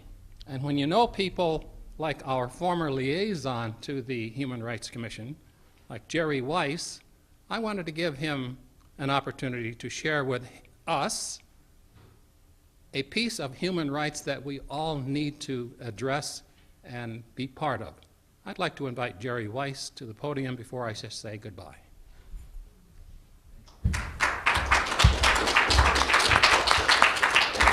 Thank you. I'm going to speak very briefly about human rights close to home. I'm happy to report that for the second year in a row, after many years, as in never before, Amherst has had housing, emergency shelter housing for the homeless. Yes. It was a result of a lot of hard work by a lot of people to make that happen. And the First Baptist Church in Amherst stepped forward last year when all hope seemed lost, and they opened their doors.